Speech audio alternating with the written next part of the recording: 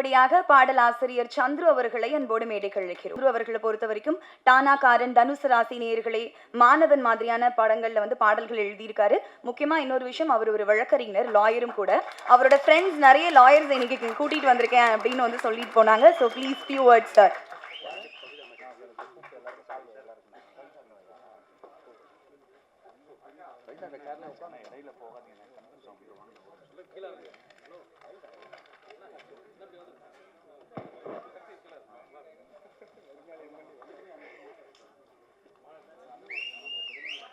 அனைவருக்கும் வணக்கம்.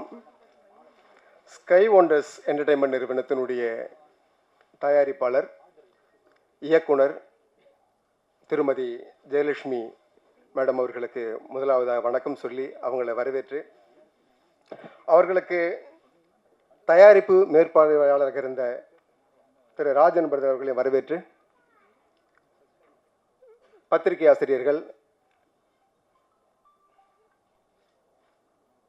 இந்த படத்தினுடைய வெற்றிக்கு பெரும்பாடுபட்ட, நிலத்திலும் நீரிலும் உழைத்த, பெரும்பான்மையான காட்சிகள் கடலில் இருக்கும், நீரில் இருக்கும், அப்படி உழைத்த டெக்னீஷியன்ஸ் அத்தனை பேரையும் வருக வருக என்று வரவேற்கிறேன். அவருடைய உழைப்பு இங்கே வந்து அளப்பரியது, அதை அளவிட்டு சொல்ல முடியாது, அவ்வளோ பெரிய உழைப்பு அவங்க செலுத்தியிருக்கிறாங்க. அவங்களை வருக வருக என்று வரவேற்கிறேன்.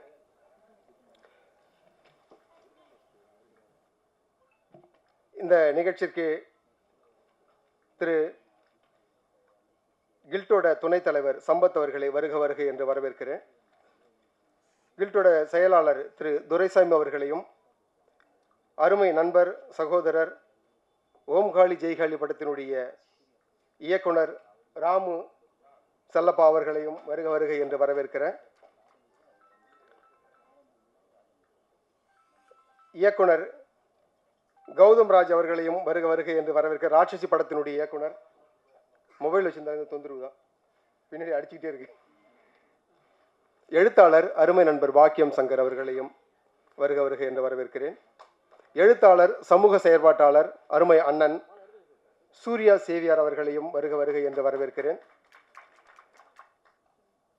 தமிழ் திரையுலகில் என்னுடைய தலை நிமிர்வு, எனக்கு ஒரு முகவரி கொடுத்த அருமை சகோதரர், பாசத்திற்குரிய நண்பர், உடன்பிறவா நண்பர் தமிழ் அவர்களை வருக வருக என்று, இயக்குனர் நடிகர் தமிழ் அவர்களை வருக வருக என்று வரவேற்கிறேன்.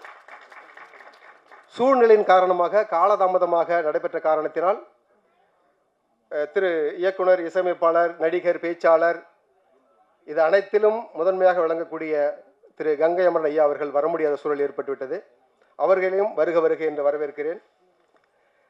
மிக முக்கியமாக, எந்த கதாபாத்திரம் கொடுத்தாலும் அந்த கதாபாத்திரத்தை சிறப்பாக ஏற்று அந்த கதாபாத்திரமாகவே மாறி தன்னுடைய முழு பங்களிப்பையும் செலுத்தக்கூடிய அருமை சகோதரர், இந்த படத்தினுடைய கதாநாயகன்.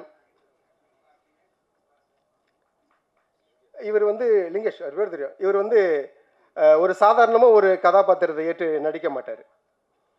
அவர் நடிக்கணும்னா அந்த கதாபாத்திரத்தில் ஏதாவது இருக்கணும், புதுசாக ஏதாச்சும் இருக்கணும். அப்படி இருந்தால் தான் அந்த பாத்திரத்தை அவர் ஏற்று நடிப்பார். அப்படிப்பட்ட ஒரு கேரக்டர் அவர்.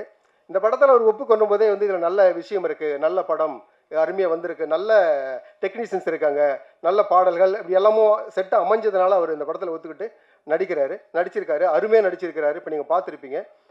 அருமை சகோதரரை, கதாநாயகி திவ்யா இவர்களையும் வருக வருக என்று வரவேற்கிறேன். ஒரு செய்தியை மட்டும் நான் பகிர்ந்து நினைக்கிறேன். சாண்டி பற்றி கடைசியாக சொல்லலான்னு தான் நினச்சேன். சாண்டி வந்து பாசமிகு தம்பி, திறமையான ஒரு ஆள்.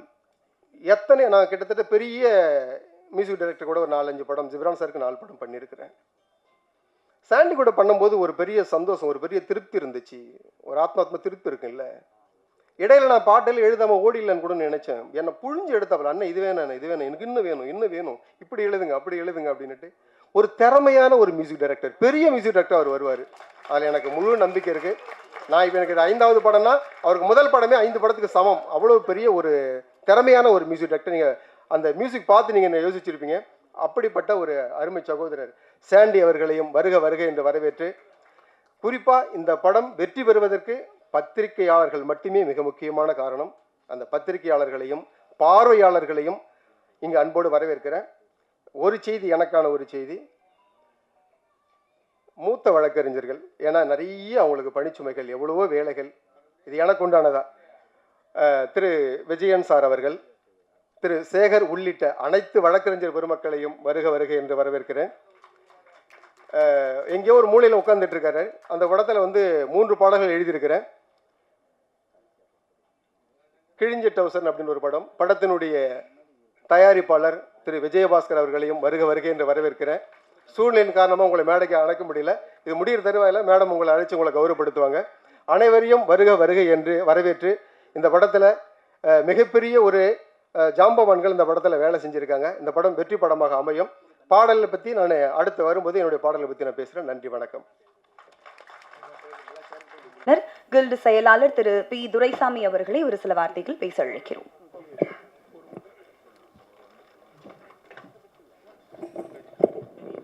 அனைவருக்கும் வணக்கம். இந்த படத்துடைய இசை விழாவுக்கு எல்லாம் வந்திருக்கீங்க. இந்த கூட்டத்தை பார்க்கும்போது உண்மையிலே எனக்கு ரொம்ப சந்தோஷமாக இருக்குது. நான் அரங்கு நிறைஞ்சு உட்காரத்துக்கு இடம் இல்லாமல் எல்லாம் அப்படி நின்றுட்டு இருக்கீங்க. இந்த படத்தை ரிலீஸ் பண்ணி கொடுக்க போகிறது நான் தான். அதனால் இந்த கூட்டத்தை பார்க்கும்போது எனக்கு ரொம்ப சந்தோஷமாக இருக்குது. ஏன்னா இதை விட பல மடங்கு கூட்டம் தியேட்டருக்கு வரும் அப்படிங்கிற ஒரு நம்பிக்கை எனக்கு இருக்குது. நீங்கள் எல்லாம் இப்போ ட்ரெய்லர் பார்த்தீங்க, சாங் பார்த்தோம், எல்லாம் ட்ரெய்லரும் நல்லா இருந்துச்சு, சாங் நல்லா இருந்துச்சு. உண்மையிலேயே இந்த ஒரு படத்தில் வந்து பாட்டு நல்லாயிருக்கும், சண்டை நல்லாயிருக்கும், ஏதாவது ஒரு சீன் நல்லாயிருக்கும் அப்படின்னு தான் சொல்ல முடியும். ஆனால் இந்த படத்தில் பார்த்தீங்கன்னா எல்லாமே நல்லாயிருக்கும். இதில் எந்த குறையும் சொல்ல முடியாது. ஏன்னா நான் படம் முழுசும் பார்த்துட்டேன்.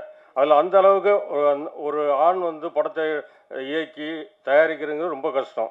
ஆனால் அவங்க ஒரு பெண்மணியாக இருந்து ஜெயலட்சுமி மேடம் அவர்கள் ரொம்ப சிரத்தை எடுத்து இந்த படத்தை பண்ணியிருக்காங்க. இதில் காதல் காட்சி இருக்கும், ஆனால் விரசம் இருக்காது. சண்டைகள் காட்சி இருக்கும், வன்முறை இருக்காது. பாட்டு பார்த்தீங்கன்னா பாட்டாக இருக்கும். சில படங்களில் பாட்டு கேட்டிங்கன்னா ஒரே சத்தமாக இருக்கும். ஆனால் இதில் அந்த மாதிரி இருக்காது. பாடல் வரிகள் நீட்டாக இருக்கும், பாட்டு இசையும் கேட்குறது நல்லாயிருக்கும். நான் இது 2-3 கம்பெனி ஆடியோ ரைட்ஸ் பேசிகிட்டு இருக்கேன். எல்லாருமே பாடம் கேட்டு ரொம்ப அப்ரிஷியேட் பண்ணாங்க. ஒரு மியூசிக் டைரக்டர் முதல் படம் பண்ண மாதிரி தெரியல, இது ரொம்ப நல்லா பண்ணியிருக்காரு அப்படின்னு சொல்லியிருக்காங்க. உண்மையிலே இந்த மியூசிக் டைரக்டர் ஒரு நல்ல எதிர்காலம் இருக்குது. இந்த படத்தில் நடிச்சிருக்க அந்த திவ்யா ஹீரோயினாக நடிச்சிருக்காங்க. அவங்க கேம்பெயினர் தொகுப்பாளரோட சொன்னாங்க, நீங்கள் கடைசியில் ஹீரோவை கேளுங்க, என்னையும் சுற்றி வந்துட்டு என்னை விட்டுட்டு போறீ அப்படின்ட்டு. ஆனால் அந்த படம் பார்க்கும்போது தான் தெரியாது உண்மையான காரணம் என்ன அப்படின்னு சொல்லிட்டு. அந்த அம்மா நல்லா நடிச்சிருக்காங்க. அதில் வெள்ளைக்கார பொண்ணு அவர் பொண்ணு நடிச்சிருக்கு, அந்த பொண்ணு நல்லா நடிச்சிருக்கு. இல்லை தம்பி லிங்கேஷ் வந்து அந்த கேரக்டர் வந்து படத்தில் ரொம்ப சூப்பராக பண்ணியிருப்பார். ட்ரெய்லரில் கொஞ்சம் தான் பார்த்தீங்க, படம் பார்த்தீங்கன்னா அவ்வளோ நல்லா பண்ணியிருப்பார். எனக்கு உண்மையிலே ஆச்சரியமாக இருந்துச்சு இந்த அளவுக்கு பண்ணியிருக்காரு அப்படின்னு. ஆனால் அவர் எனக்கு ரொம்ப நாள் நண்பராக இருந்திருக்காருங்கிறது எனக்கே தெரியலை. படம் நல்லா பண்ணியிருக்காங்க. எல்லா புகழும் இறைவனுக்குன்னு சொல்கிற மாதிரி இந்த பாராட்டுதல் எல்லாத்துக்கும் ஒட்டுமொத்தமாக முக்கியமானவங்க யார் அப்படின்னா மேடம் ஜெயலட்சுமி மேடம் தான். ஏன்னா அவங்க தான் இந்த படத்தை தயாரித்து இயக்கி எல்லாரும் இந்த ஒரு படம் எப்படி கொடுக்கணுமோ அது தகுந்தாமல் படத்தை கொடுத்துருக்காங்க. உண்மையிலேயே நம்ம அவங்கள மனசார நான் பாராட்டுறேன். நிச்சயமாக இந்த படம் அவங்களுக்கு ஒரு வெற்றி படமாக அமையும். ஏன்னா அவங்க இந்த படத்தை வந்து ரொம்ப சிரத்தை எடுத்து எந்த இடத்துலையுமே ஒரு தொய்வு இல்லாமல் படம் பார்த்தீங்கன்னா 2 மணி நேரம் படம் பார்த்தீங்கன்னா அவ்வளோ அருமையாக இருக்கும். அந்த மாதிரி பண்ணியிருக்காங்க. மேடத்துக்கு என்னுடைய பாராட்டுத்துக்கெல்லாம் அதை முன்கூட்டியே அவங்களுக்கு நிச்சயமாக ஒரு வெற்றி விழாவில் இதோட அதிகமான கூட்டத்தில் அவங்க உட்கார போகிறாங்க அப்படிங்கிறது எனக்கு ஒரு நம்பிக்கை இருக்குது. படம் வெற்றி அடையணும். எல்லாம் உங்களுடைய ஆசீர்வாதம், உங்களுடைய ஒத்துழைப்பு எல்லாம் வேணும். தியேட்டரில் எல்லாம் போய் பாருங்கள். ஊடக நண்பர்கள், பத்திரிகை நண்பர்கள் எல்லாருமே இந்த மாதிரி படங்களுக்கு நல்லா சப்போர்ட் பண்ணுங்கள். இந்த படத்தில் எந்த குறையும் இல்லை. நிச்சயமாக இந்த படம் வெற்றி படமாக அமையும் அப்படின்னு சொல்லி வாழ்த்து கூறி வாய்ப்புக்கு நன்றி கூறி விடைபெறுகிறேன். நன்றி, வணக்கம். சார், அடுத்தபடியாக மக்கள் கிட்ட இருந்து வரக்கூடிய வெறுப்பும் கோபமும் தான் ஒரு வில்லன் நடிகருக்கு கிடைக்கக்கூடிய மிகப்பெரிய விருது அப்படின்னு நான் நினைக்கிறேன். அந்த வகையில சித்தா படத்துல தன்னோட மிரட்டலான நடிப்பு மூலமா மக்களோட கோபத்தையும் பயத்தையும் சம்பாதிச்சு தன்னை சிறந்த நடிகரா நிரூபிச்ச சித்தா தர்ஷன் அவர்களை பேச அழைக்கிறேன்.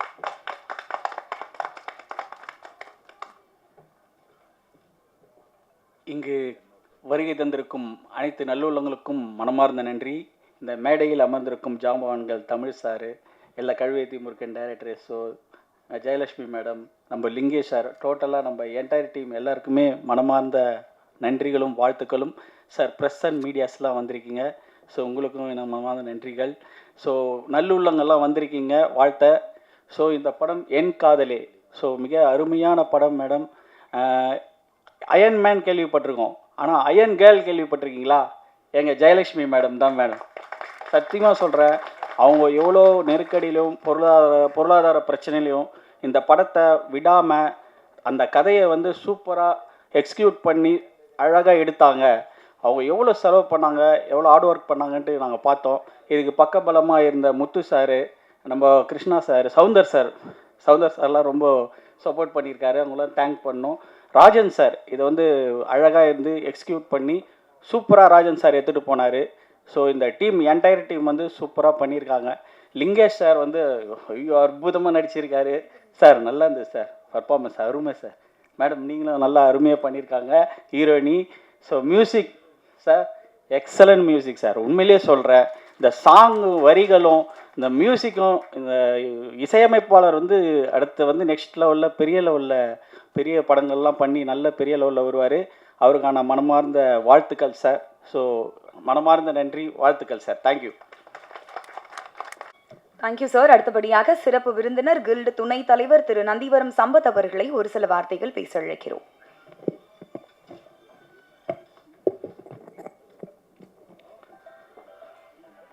என் காதலி சொல்றப்பவே ஒரு இனிமை மனசுக்குள்ள நிறையுது. சிறிய அரங்கு, ஆனால் மனம் நிறைந்த உள்ளங்கள் இங்கே குவிந்திருக்கிறது. நினைச்சு பார்க்கவே சந்தோஷமா இருக்கு. இதுதான் காதலின் வெளிப்பாடு. இங்க இனிமையான ஒரு காதலை காவியமாக்கி திரையில ஒளிச்சிருக்காங்க.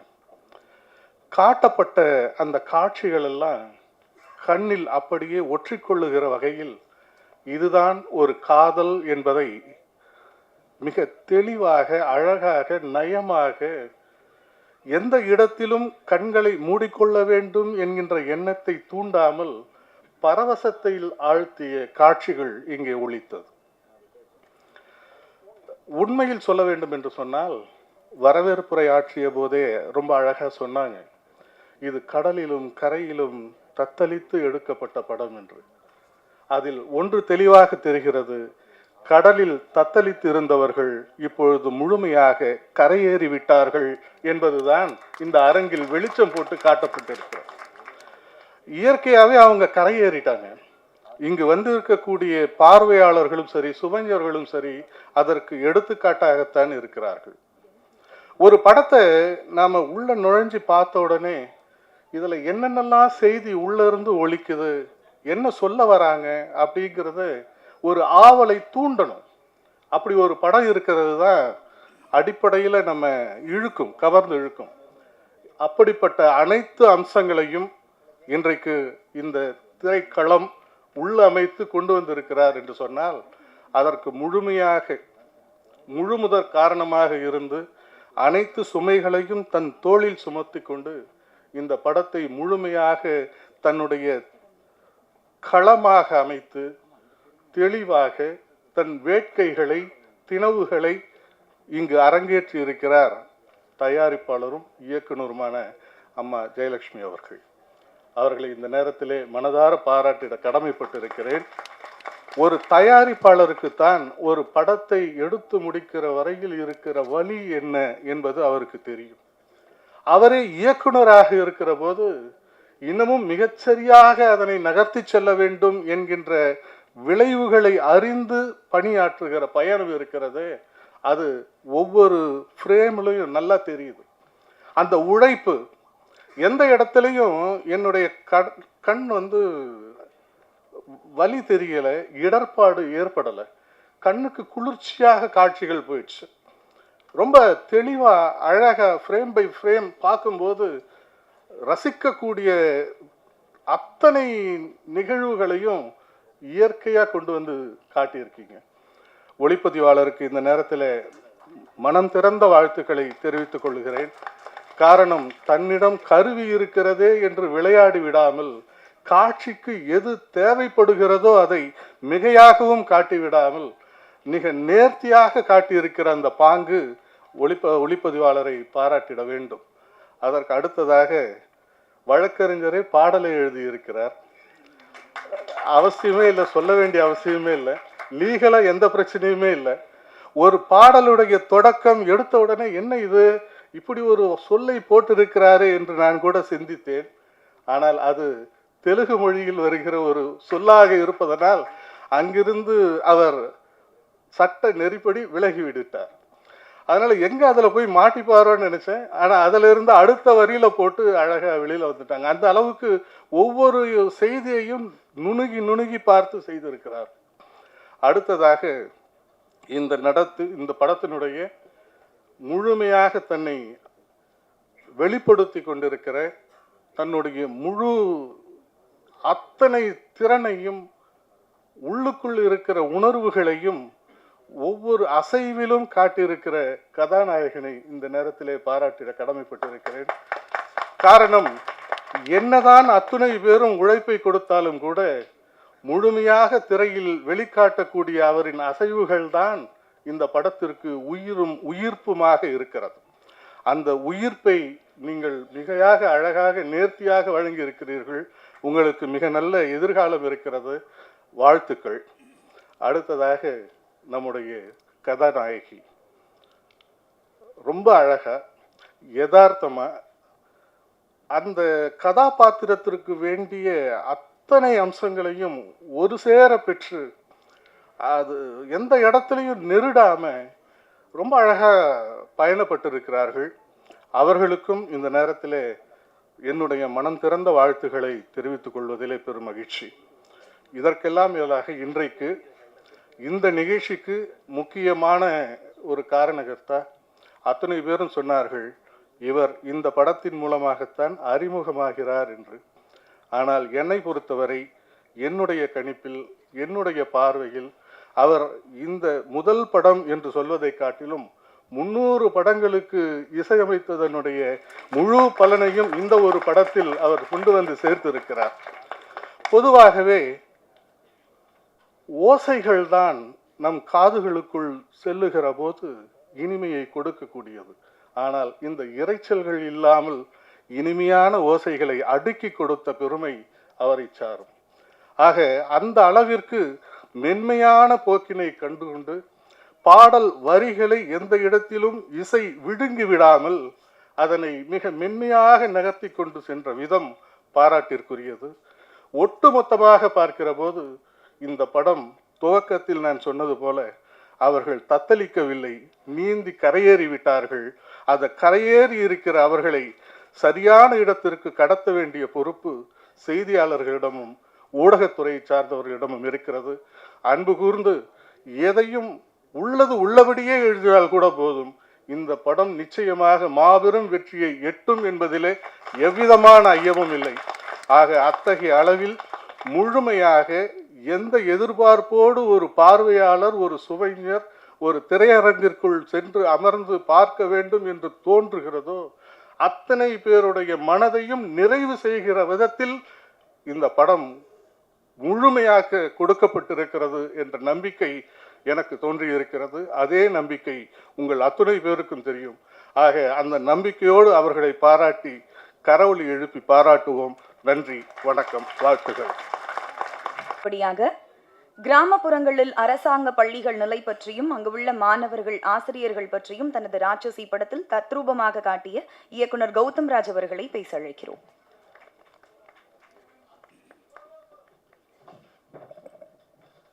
எல்லாருக்கும் வாழ்த்துக்கள்.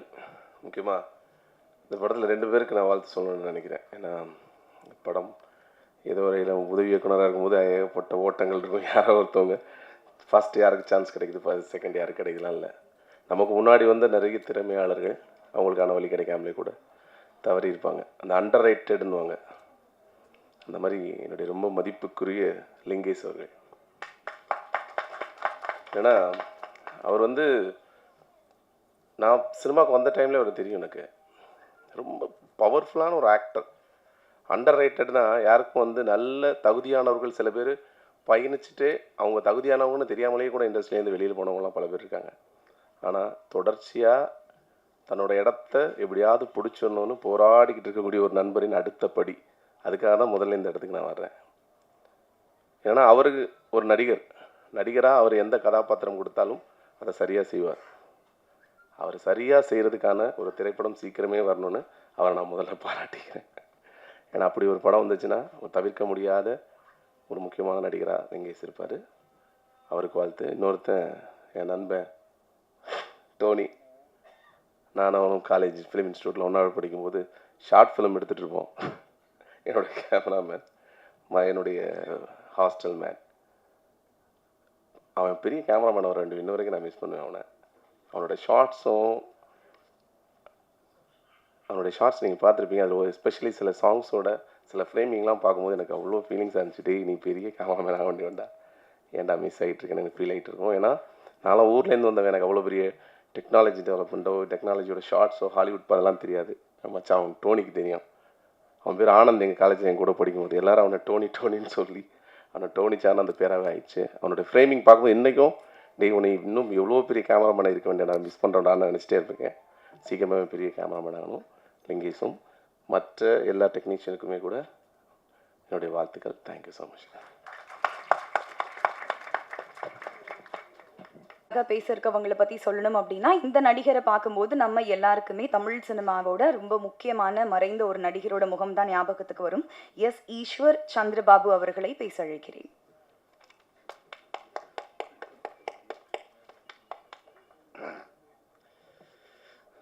எனக்கு அவ்வளோ பேச தெரியாது.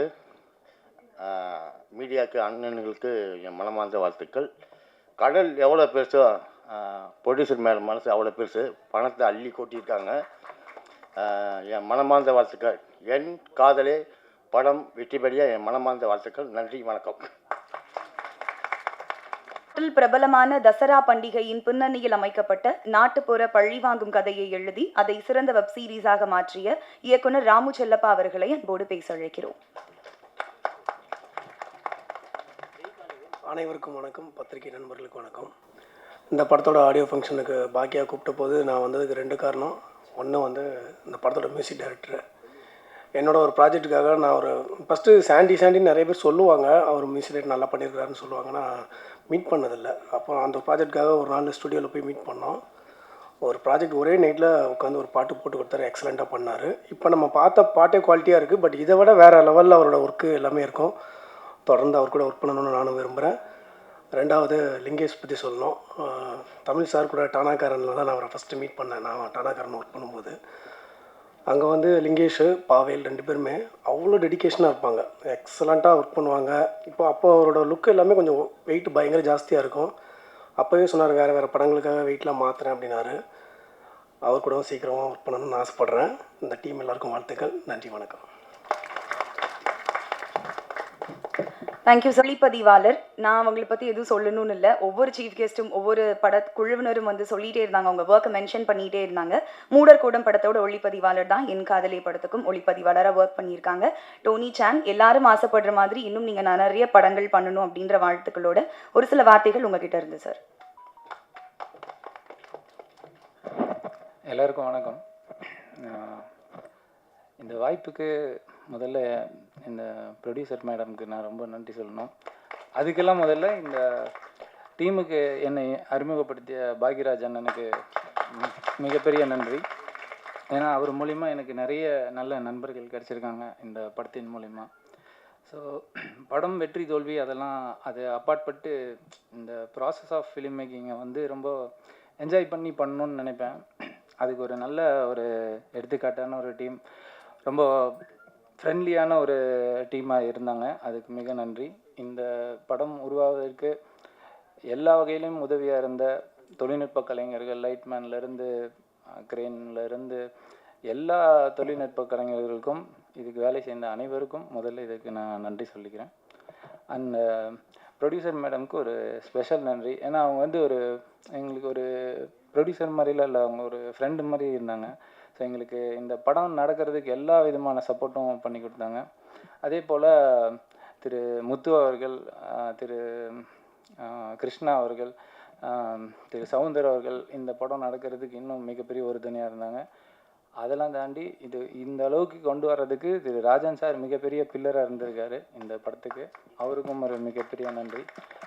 அப்புறம் நம்ம ஹீரோயின், அவங்க வெரி டெடிக்கேட்டட், வெரி சின்சியர். அவங்க இன்னும் மேலும் பெரிய படங்கள் பண்ணணுன்னு ஆசைப்பட்றோம். அப்புறம் லிங்கேஷ் சாரை பற்றி சொன்னோம்.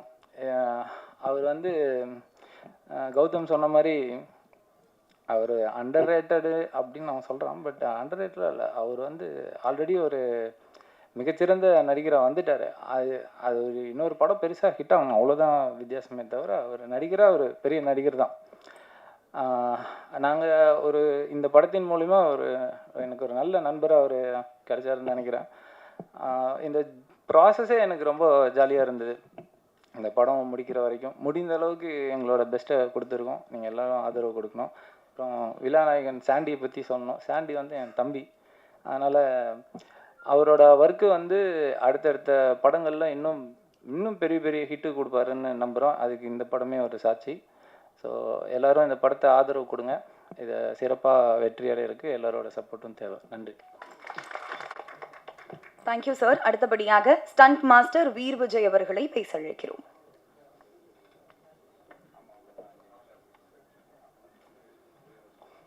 இங்கே வந்தவருக்கும் எல்லாருக்கும் என்னோட வணக்கம் தெரிவித்துக் கொள்கிறேன். இந்த படத்தில் வாய்ப்பளித்த தயாரிப்பாளரும் இயக்குனருமான அம்மா ஜெயலட்சுமி அம்மா அவர்களுக்கு நன்றியை தெரிவித்துக் கொள்கிறேன். மேலும் எனக்கு இந்த படத்தில் என்னை அறிமுகப்படுத்தினது பாக்கியராஜ் சார் அடுத்து நம்ம ராஜன் சார் இந்த படத்தை நல்ல வழி நடத்தி நல்லபடியாக பெரிய லெவலில் எடுத்துகிட்டு வந்திருக்கிறாரு.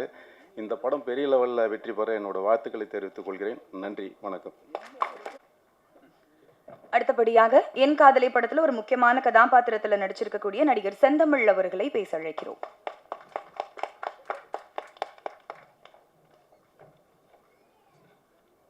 அனைவருக்கும் வணக்கம். என் காதலை படத்தின் தயாரிப்பாளரும் இயக்குனருமான என் பாசத்திற்குரிய அக்கா விஜயலட்சுமி அவர்களுக்கு என்னுடைய முதற்கண் வணக்கம். என்னை திரைத்துறையில் அறிமுகப்படுத்திய டானாகாரன் புகழ், ஜெய்வின் புகழ், அண்ணன் புரட்சி இயக்குனர் தமிழர்களுக்கு என்னுடைய முதற்கண் வணக்கம். திரைத்துறையில் நான் நடிகனாக வேண்டும் என்று ஆசைப்பட்ட என் அருமை மச்சான் பாக்கியராஜ் அவர்களுக்கு என்னுடைய முதற்கண் வணக்கம். இங்கே இருக்கிற இயக்குநர்களில் கிட்டத்தட்ட 4 இயக்குநர்கள் படங்களில் நான் நடித்திருக்கிறேன். தற்பொழுது ஜியோ ஹாட்ஸ்டார் வெளிவந்திருக்கிற ஓம் காளி ஜெய் காளி படத்தினுடைய இயக்குனர், வெற்றி இயக்குனர் அண்ணன் ராமு செல்லப்பா அவர்களுக்கு என்னுடைய மனமார்ந்த நன்றிகள். ஒரு பெண் ஆளுமை என்பது இந்த உலகத்தில் மிக மிக கடினமான ஒரு செய்தி. நாம் படித்திருக்கிறோம், பார்த்திருக்கிறோம், கேட்டிருக்கிறோம். ஆனால் நான் நேரடியாக பார்த்த ஒரு பெண் ஆளுமை அக்கா விஜயலட்சுமி அவர்கள் தான். கடும் சுமைகளை தோள்களிலும் தலைகளிலும் சுமந்து போவதை நாம் பார்த்திருக்கிறோம். ஆனால் மனதளவில் சுமைகளை தாங்கி கொண்டு ஒரு படத்தை வெளியிடுவது என்பது எல்லா இயக்குநர்களும் சொல்வது, தயாரிப்பாளரும் சொல்வது 10 மாத குழந்தையை நாம் பெற்றெடுப்பதற்கு சமம் என்று சொல்லுவார்கள். அப்படித்தான் இந்த படத்தை அவர் உருவாக்கியிருக்கிறார்கள். இந்த படம் வெற்றி பெற என்னுடைய வாழ்த்துக்கள், நன்றிகள். நன்றி, வணக்கம். Thank you sir. அடுத்தபடியாக நான் வந்து முதல் முறையாக ஒரு பெண் இயக்குனரோட படத்தோட லான்ச் வந்து தொகுத்து வழங்குறேன் அப்படின்னு நினைக்கும் போதே ரொம்ப சந்தோஷமாகவும் ரொம்ப பெருமையாகவும் இருக்குது. So thank you ma'am. அடுத்தபடியாக பேச இருக்கிறவங்க வந்து கதாநாயகி. ஸோ ஒரு பெண் இயக்குனர் எப்படி அந்த பெண்ணை எவ்வளோ அழகாக காட்ட முடியுமோ அவ்வளோ அழகான ஃப்ரேம்ஸ் வந்து அவங்களுக்காக வச்சுருந்தாங்க. திவ்யா மேம், நான் ஆல்ரெடி உங்ககிட்ட சொன்ன மாதிரி தான், நீங்கள் அவரை தேடி தேடி லவ் பண்ணுறீங்க. அவர் போய் அந்த அக்கா பிரிட்டிஷ் அக்காவோட போய் லவ் பண்ணுறாரு. ஸோ நீங்கள் படத்தில் நடித்த எக்ஸ்பீரியன்ஸ் பற்றியும் உங்களுக்கு இந்த படம் என்ன கற்றுக் கொடுத்துச்சு அப்படின்றத பற்றியும் எங்ககிட்ட ஒரு சில வார்த்தைகள் ஷேர் பண்ணும் அப்படின்னு ஆசைப்படுறோம்.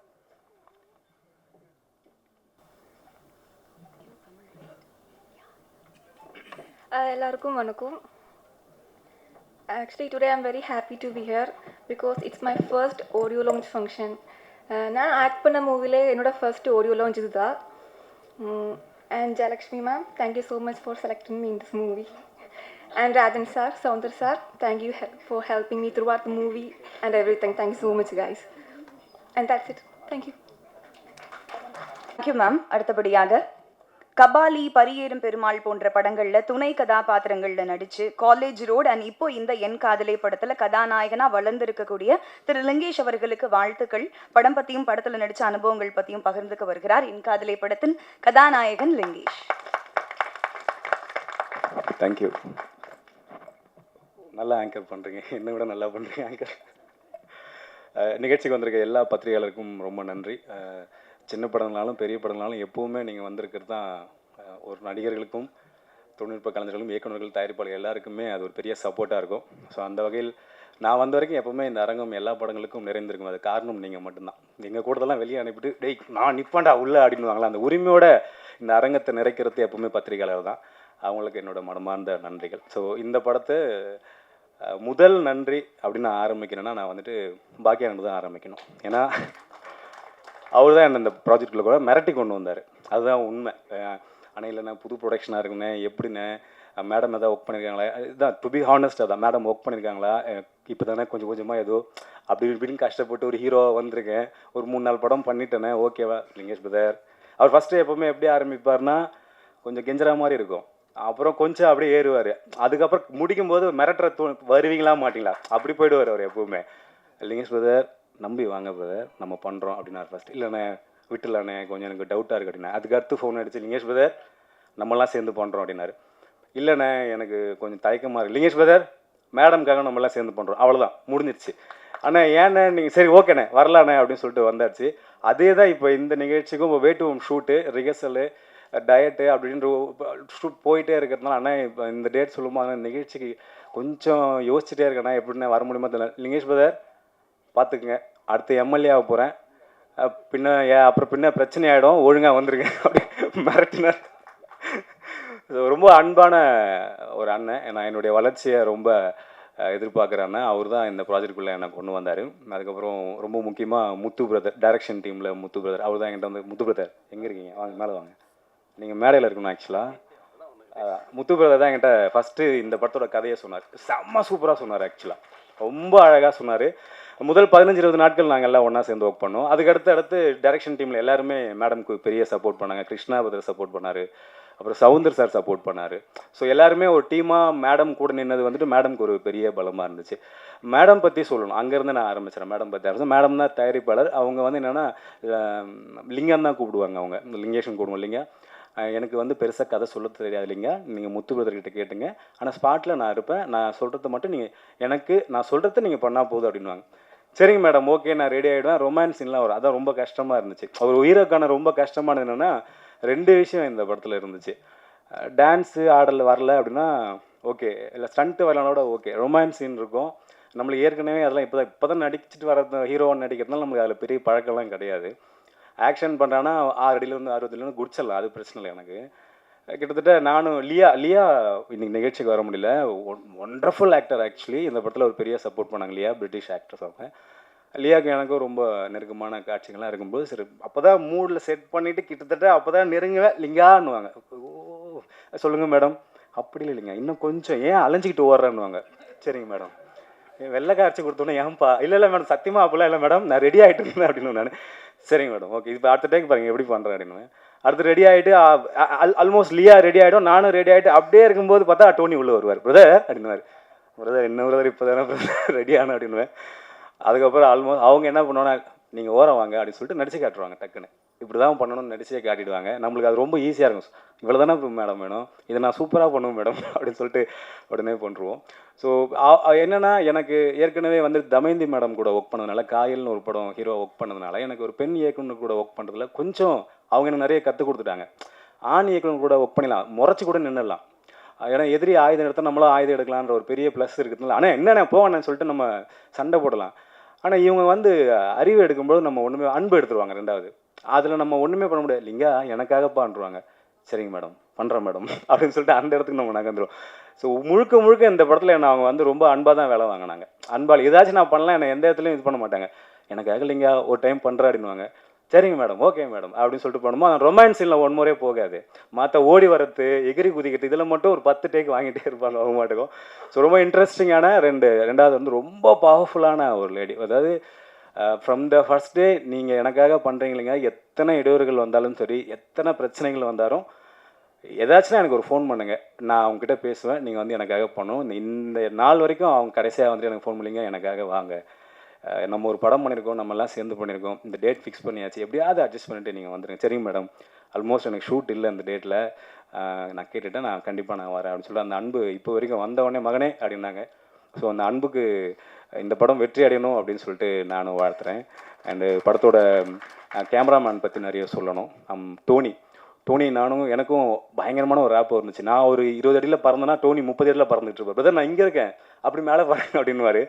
சூப்பரான ஒரு கேமராமேன். ஆக்சுவலாக கௌதமன் நான் சொன்ன மாதிரி ஒரு எக்ஸலண்ட்டான ஒரு கேமராமேன். பயங்கர ஹார்ட் ஒர்க்கு.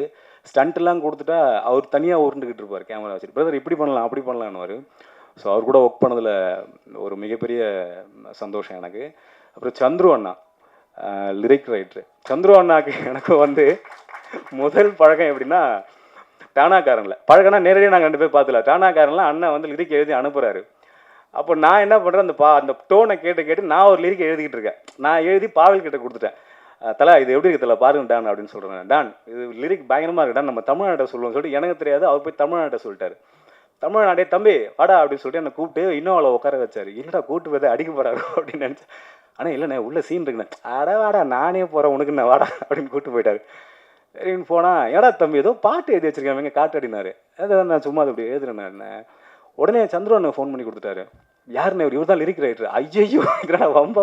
அண்ணே நான் சும்மா விளையாட்டாக எழுதுனேன் தோழர், இது நல்லா இருக்கு, நான் ஒரு 2-3 வரிகள் எழுதியிருக்கேன், அதையும் நீங்கள் பாருங்கன்னு சொல்லிட்டு அண்ணன் ஒன்று அனுப்பியிருந்தார். ஆனால் எந்த விட இது ரொம்ப நல்லா இருக்குன்னு அப்படியே அதோட அமைதியாக ஒதுங்கிட்டேன். அப்புறம் பார்த்தா என் படத்துக்கு அவர் பாட்டு எழுதுறாருன்னு அது ஒரு சூப்பரான விஷயம். ரொம்ப நன்றிண்ணா, எல்லாம் செம சூப்பரான பாடல்கள் இதில். அப்புறம் இன்றைக்கி சிறப்பு இருந்தால் கில்ட்டில் இருந்து அண்ணன்கள் வந்திருக்காங்க, ரொம்ப நன்றிண்ணா நிகழ்ச்சிக்கு வந்ததுக்கு. அடுத்து எங்கள் அண்ணனில் பற்றி நான் ஆரம்பிக்கணும். தமிழண்ணா உண்மையாக சொல்ல போனால் இந்த நிகழ்ச்சிக்கு எங்கள் அண்ணன்லாம் வருவாங்கன்னு எனக்கு தெரியாது. என் பாக்கிய அண்ணன் வந்துட்டு வருவாங்க அப்படின்னாரு. உண்மையாலுமே அவங்க வருவாங்கன்னா என் மேலே இவ்வளோ பாசமாக இருக்காங்கன்னும் போது எனக்கு ரொம்ப அதை எப்படி வெளியே காட்டுறதுன்னு எனக்கு தெரியல. அவ்வளோ ஒரு சந்தோஷமான விஷயம். தமிழனா வந்து பழக்கத்துக்கு முன்னாடி நான் டானாக்காரனில் லாஸ்ட் மினிட் தான் நான் கம்மிட் ஆனேன். ராமு ஐயா தான் வந்துட்டு எனக்கு ஒரு 4 பக்கம் தலைவரை 4 பக்கம் டைலாகு 2 நாள் தான் 1.5 நாள் தான் போட்டிருக்கு, அடிச்சிருவீங்களா அப்படின்னாரு. தூரத்தில் தமிழனா வந்துட்டு டேய் ஐயா அவர் அடிச்சிருவாயா தம்பி அடிச்சிருவாடா அப்படின்னாரு. முடிச்சிடலாண்ணா ஓகேண்ணா. அந்த கான்ஃபிடன்ட் இருக்குல்ல அவருக்கு எங்கேருந்து என் மேலே வந்துச்சுன்னு தெரில. அவன் அடிச்சிருவான் தம்பி அடிச்சிருவான் ஒரு பிரச்சனை இல்லை அப்படின்னாரு அண்ணன். அந்த மதுரை அந்த ஸ்லாங்கோட ஒரு அழகாக சொல்லுவார். அது வந்துட்டு ஒரு நடிகன் ஒரு இயக்குனர்கிட்ட இருந்து ஒன்று கிடைக்கல, ஒரு பாசிட்டிவான ஒரு வைப் கிடைக்கல. அவன் பண்ணிடுவான்ற ஒரு நம்பிக்கை நான் சம்பாதிச்சிருன்னு நினைக்கும் போது எனக்கு பயங்கரமாக ஆயிடுச்சு. டானாக்காரனில் முதல் நாளே அப்படி நின்றுட்டேன். ரைட்டு நம்ம ஜாலியாக என்ஜாய் பண்ணி இந்த படத்தை பண்ணலாம். அந்தளவுக்கு முதல் நாளே எனக்கு ஒரு மிகப்பெரிய அன்பை கொடுத்துட்டு, அப்புறம் ரஞ்சிதனாக்கு அடுத்து ரொம்ப நெருக்கமான ஒரு அண்ணனா தமிழன் அம்மாட்ட ரொம்ப கட்டி பிடிச்சாலே அதில் ஒரு இணக்கம் இருக்கும் தமிழண்ணா கிட்ட. நான் மட்டும் இல்லை எல்லா தம்பிகளையும் சரி. டானாக்காரன் முடிச்சதுக்கப்புறம் தமிழனான்னு சொல்லிட்டு உயிர் ஓட ஆரம்பிச்சிருவோம். அந்தளவுக்கு ரொம்ப அன்பாக பழகக்கூடிய ஒரு எங்கள் அண்ணன் தமிழண்ணன்.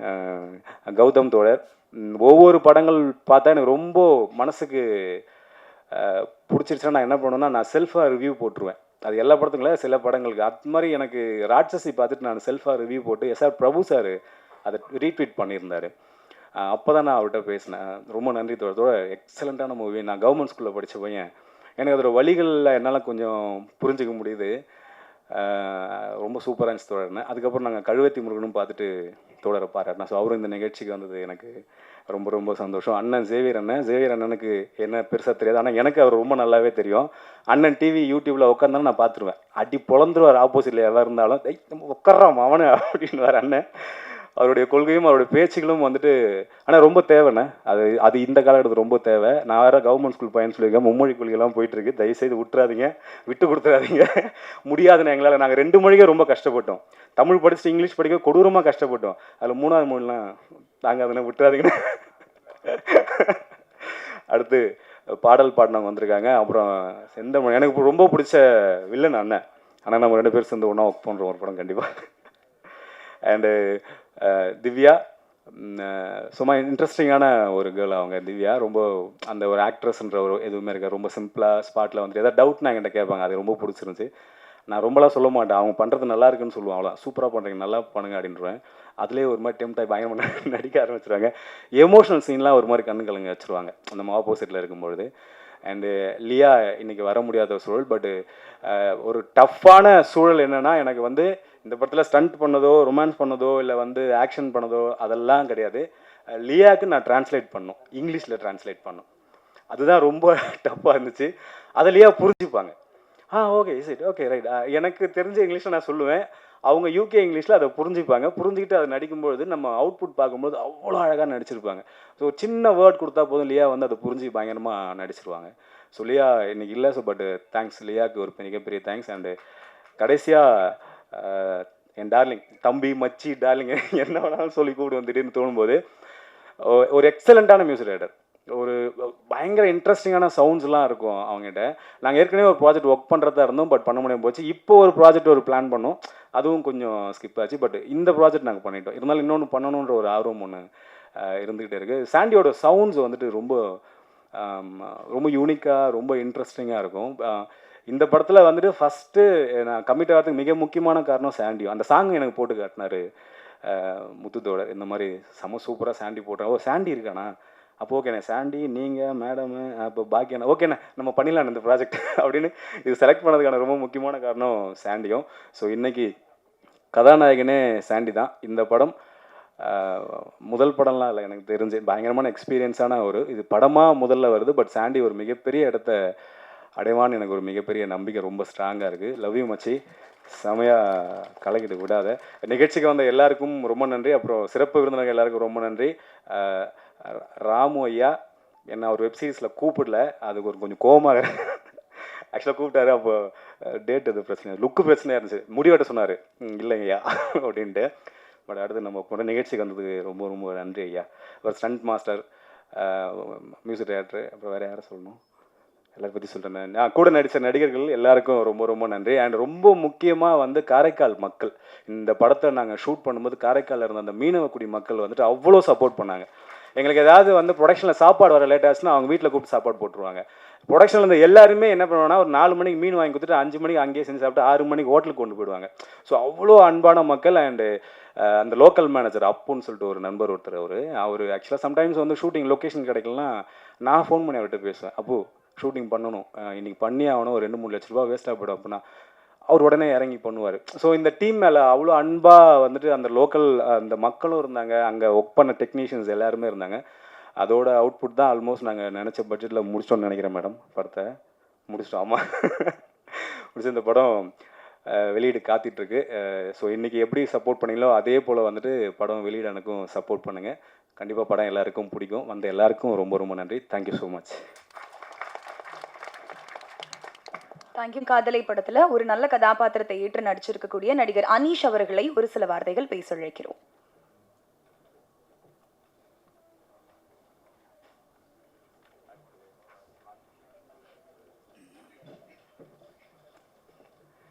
ஹாய், அனைவருக்கும் மாலை வணக்கம். என்னோட பேர் அனீஷ். நான் பெங்களூரில் இருக்கிறேன். ஸோ இந்த படத்தில் ஆக்சுவலாக நான் வேறு ஒரு லுக்கில் இருந்தேன். ஸோ எனக்கு சவுந்தர் சார் கால் பண்ணிவிட்டு இந்த மாதிரி ஒரு கேரக்டர் இருக்குது, கொஞ்சம் இன்ட்ரெஸ்டிங்கான கேரக்டர், ஸோ ஃபேஸ் இதில் கண்டிப்பாக ரெஜிஸ்டர் ஆகும் அப்படின்னு சொல்லிட்டு. ஸோ அப்போ நான் ஒரு கன்னட மூவியில் வேறு ஒரு கேரக்டராக பண்ணிகிட்டு இருந்தோம், நாங்கள் ஒர்க் போயிட்டு இருந்தது. ஸோ பட் என்ன சவுந்தர் சார் சொன்னார், இது ரொம்ப இன்ட்ரெஸ்டிங்கான கேரக்டர், இது த்ரூ அவுட் த சீன்ஸ் நீ ட்ராவல் பண்ண இன்ட்ரெஸ்டிங்காக இருக்கும் அப்படின்னு சொல்லிட்டு. ஸோ இங்கே வந்ததுக்கப்புறம் ராஜலக்ஷ்மி மேமை பார்த்ததுக்கப்புறம் என்னை பார்த்ததும் அவங்க டக்குன்னு ஒரு கேரக்டர் கொடுத்தாங்க. பட்டு நானும் சவுந்தர் சாரும் டிஸ்கஸ் பண்ண கேரக்டரே வேறு. எதுக்கு இது சொல்ல வரேன் அப்படின்னா, Rajalakshmi ma'am not only the producer, அவங்க ஒரு நல்ல கிரியேட்டர், ஒரு ஆர்டிஸ்ட்டை எப்படி அவங்கள்ட்ட இருக்கிற ஸ்கில்ஸை எப்படி எடுத்துக்கலாம், என்ன மாதிரி லுக் க்ரியேட் பண்ணணும்.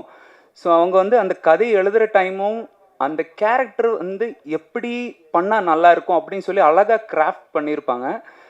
எங்களுக்கு அப்பப்போமா ட்ராவல் இருக்கும், அந்த ட்ராவலே எங்கள் கூட அவங்களும் ட்ராவல் பண்ணுற மாதிரி இருக்கும். ஸோ ரொம்ப இன்ட்ரெஸ்டிங்கான ஜேர்னியாக இருந்துச்சு, ரொம்ப என்ஜாய் பண்ணோம் எங்களோட டீம். ஆக்சுவலாக நாங்கள் ஹீரோயினோட ஃப்ரெண்ட்ஸாக ஒரு கேங்காக ஃபார்ம் ஆகும்.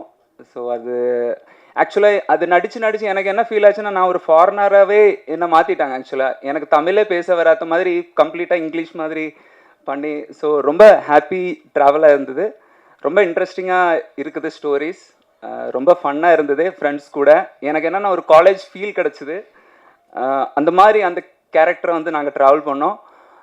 அதுக்கப்புறம் இது அந்த என்விரான்மெண்ட் எப்படி இருந்துன்னா, அது ஒரு ஷூட்டிங் ஸ்பாட்டாகவே இல்லை, ஒரு ஃபேமிலி சேர்ந்து சாப்பிட்றோம், சேர்ந்து ஜாலியாக இருக்கிறோம். அதில் ஒரு பார்ஷியாலிட்டி கிடையாது. அந்த மேம் எங்கேயுமே எங்களை ஒதுக்கி வைக்கவோ இல்லை ஒரு பார்ஷியாலிட்டி நீ அப்படி இப்படி ஒன்றும் கிடையாது. எல்லாருக்கும் ஒரு சேம் ரெஸ்பெக்ட். நாங்கள் கீழே உட்காந்து சாப்பிட்டு எங்கள் கூடயே சாப்பிட்றதும் அது எனக்கு ரொம்ப ஹார்ட் டச்சிங்காக இருந்தது. ராஜன் சார் எங்கே இருந்தாலும் எங்களை சுற்றி சாப்பிட்டீங்களா, உங்களுக்கு கரெக்டாக சாப்பிட்டீங்களா, எதாவது உங்களுக்கு தேவை இருக்குதா அப்படின்னு சொல்லி த்ரூ அவுட் த டீம் வந்து அப்படின்னா ரொம்ப கேரிங்காக இருந்துச்சு. அது வந்து நம்ம என்ன பண்ண போகிறோம், எப்படி பண்ண ஒரு கால்குலேஷன் இல்லை. ரொம்ப சந்தோஷமாக இருந்துச்சு. சீக்கிரம் முடிஞ்ச மாதிரி இருந்தது எங்களோட ரோல்ஸ் எல்லாம். பட் இருந்தாலும் இன்னும் மேம் நிறைய ப்ராஜெக்ட்ஸ் கண்டிப்பாக எடுத்துகிட்டு வருவாங்க. ஸோ கண்டிப்பாக அந்த படத்தை பாருங்கள், ரொம்ப இன்ட்ரெஸ்டிங்காக இருக்கும். அது நான் ஒன்றும் சொல்ல முடியாது, பட் நீங்கள் கண்டிப்பாக என்ஜாய் பண்ணுவீங்க. ஸோ நீங்கள் வந்தது எல்லாருக்கும், கேமராமேன்ஸ், மீடியாஸ் எல்லாரும், இவ்வளோ பெரிய க்ரௌட் ஆக்சுவலி இதிலே தெரியுது நீங்கள் எவ்வளோ சப்போர்ட் பண்ணுறீங்க மேமுக்கு, எங்கள் டீமுக்கு. ரொம்ப சந்தோஷமாக இருக்குது உங்களை எல்லோரும் பார்க்குறதுக்கு. ரொம்ப நன்றி. Thank you ma'am. Rajan sir thank you. Rajan sir, Soundar sir thank you. So எல்லாருக்கும் நன்றி வந்ததுக்கு. கண்டிப்பாக அந்த படத்தை பார்த்து என்ஜாய் பண்ணுங்கள். தேங்க்யூ. Thank you sir. ஸோ என் காதலை படத்துக்கு பாடலும் சரி, அந்த பாடலை பாடி இருந்த பாடகர்களோட வாய்ஸும் சரி மிகப்பெரிய பலமாக அமைஞ்சிருக்கு அப்படின்றத நம்ம எல்லாருமே பார்த்து தெரிஞ்சுக்கிட்டோம். அந்த வகையில் இன்னைக்கு நம்மளோட ஜாயின் பண்ணியிருக்கக்கூடிய ஏர்டெல் சூப்பர் சிங்கர் பிரபலம் பாடகர் ஸ்ரீதர் சேனா அவர்களை ஒரு சில வார்த்தைகள் பேச அழைக்கிறோம்.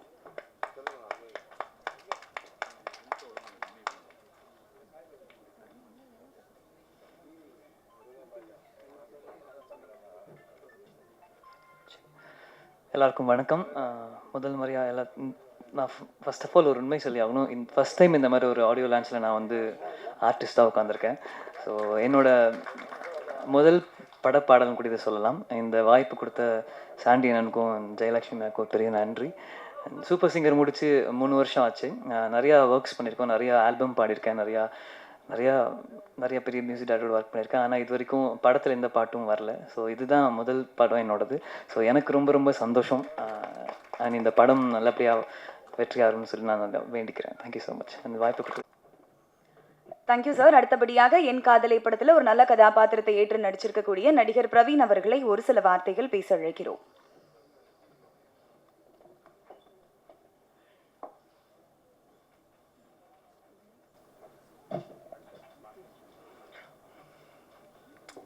எல்லாருக்கும் வணக்கம். இது என்னுடைய first stage, first meet, first பேச்சு. இதுக்கு முன்னாடி நான் வந்து இந்த மாதிரிலாம் பேசுனதில்லை, கொஞ்சம் நர்வஸாக தான் இருக்குது. எல்லோரும் எப்படி இருக்கீங்க? நல்லா இருப்பீங்கன்னு நினைக்கிறேன். எல்லாருக்கும் வணக்கம். விருந்தினருக்கு எல்லாருக்கும் வணக்கம். ஸ்பீச் கொடுத்துட்டு வந்தவங்க ஆங்கரிங்க்கு வணக்கம். எனக்கு வாய்ப்பு கொடுத்த ராஜன் சார் எல்லாருக்கும் வணக்கம். ரொம்ப நன்றி அவருக்கு. ஜெயலக்ஷ்மி மேம், ஒரு படம் பண்ணும்போது நான் ஆக்சுவலி 9 வருஷமாக ஆக்டிங்கில் ட்ரை பண்ணிகிட்ருக்கேன். குத்துப்பட்டுற ஆர்டிஸ்ட் நான். ஆக்சுவலி 3 படம் பண்ணியிருக்கேன். இது என்னுடைய 3வது படம். ஆக்சுவலி 3வது படத்தில் இப்போ தான் ஃபஸ்ட்டு என்னுடைய ஸ்க்ரீனில் நான் மேபி பார்க்க போகிறேன். அது ரொம்ப ஆர்வமாக இருக்கேன் நான். படம் வாய்ப்பு கொடுத்ததுக்கு ரொம்ப ரொம்ப நன்றி மேம். படம் வெற்றி பெறணும்னு சொல்லிட்டு எல்லாரையும் சப்போர்ட் பண்ணுங்கள். Thank you very much. Thank you sir. அடுத்தபடியாக இந்த தருணத்தில் ஆர்ட் டைரக்டர் சசிகுமார் அவர்கள் எங்களோட மேடையில் வந்து இணையணும் அப்படின்னு ஆசைப்படுறோம். So please join us sir. Art director Sasikumar அவர்களை அன்போடு மேடைக்கு அழைக்கிறோம்.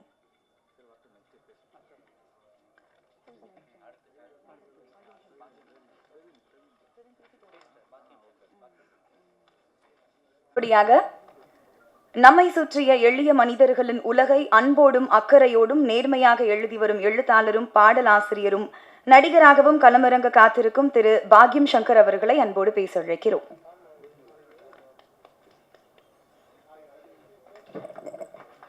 எல்லாருக்கும் வணக்கம். இந்த காலகட்டத்தில் வந்து ஒரு படம் இயக்குறது எப்படின்னா, ஒரு ஆண் பெண்ணாக மாறி அந்த பெண் காண்டாமிருகத்தை பிரசவிக்கிறது போல் அப்படி தான் ஒரு படம் எடுக்கணும். இயக்குனர் ஆகணும்னா, அப்புறம் ப்ரொடியூசர் ஆகணும்னு யோசிச்சு பார்த்துக்குங்க எப்படி இருக்கணும்னு. இந்த ரெண்டுமே இருந்துன்னு இந்த மேடம் வந்து இப்படி உட்காந்துட்ருக்காங்க கல் மாதிரின்றது ரொம்ப பெரிய ஆச்சரியமாக இருக்குது.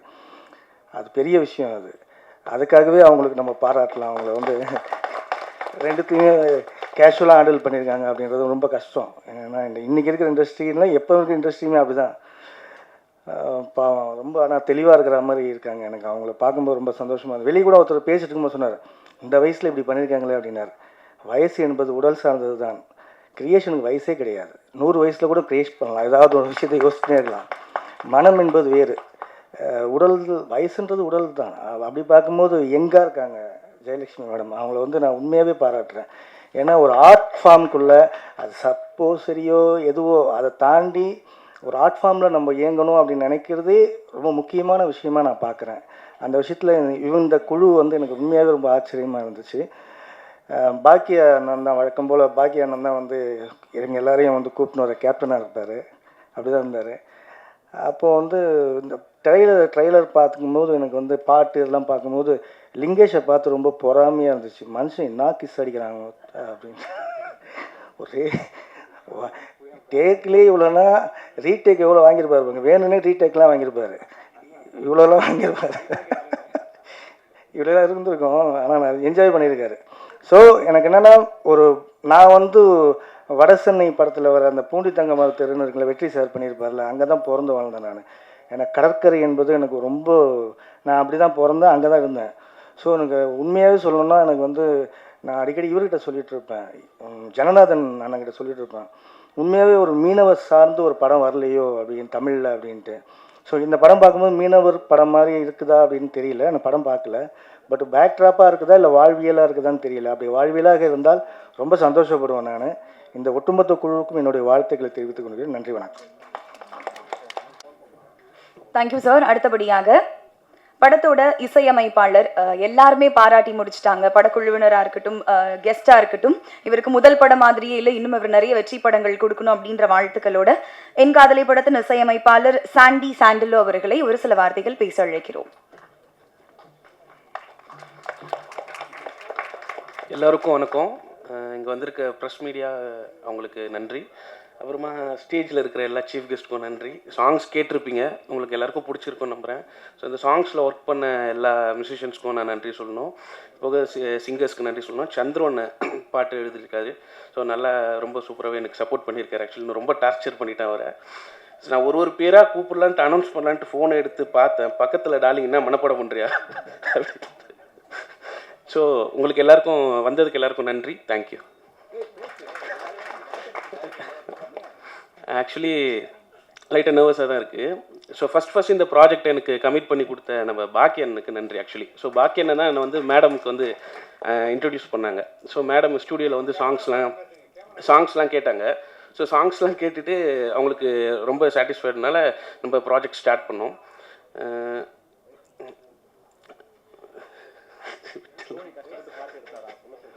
ஆக்சுவலி எல்லா டெக்னீஷியன்ஸ்க்கும் நன்றி, கேமராமேனுக்கு நன்றி, ஹீரோ லிங்கேஷ் டார்லிங்க்கு நன்றி, ஹீரோயினுக்கு நன்றி.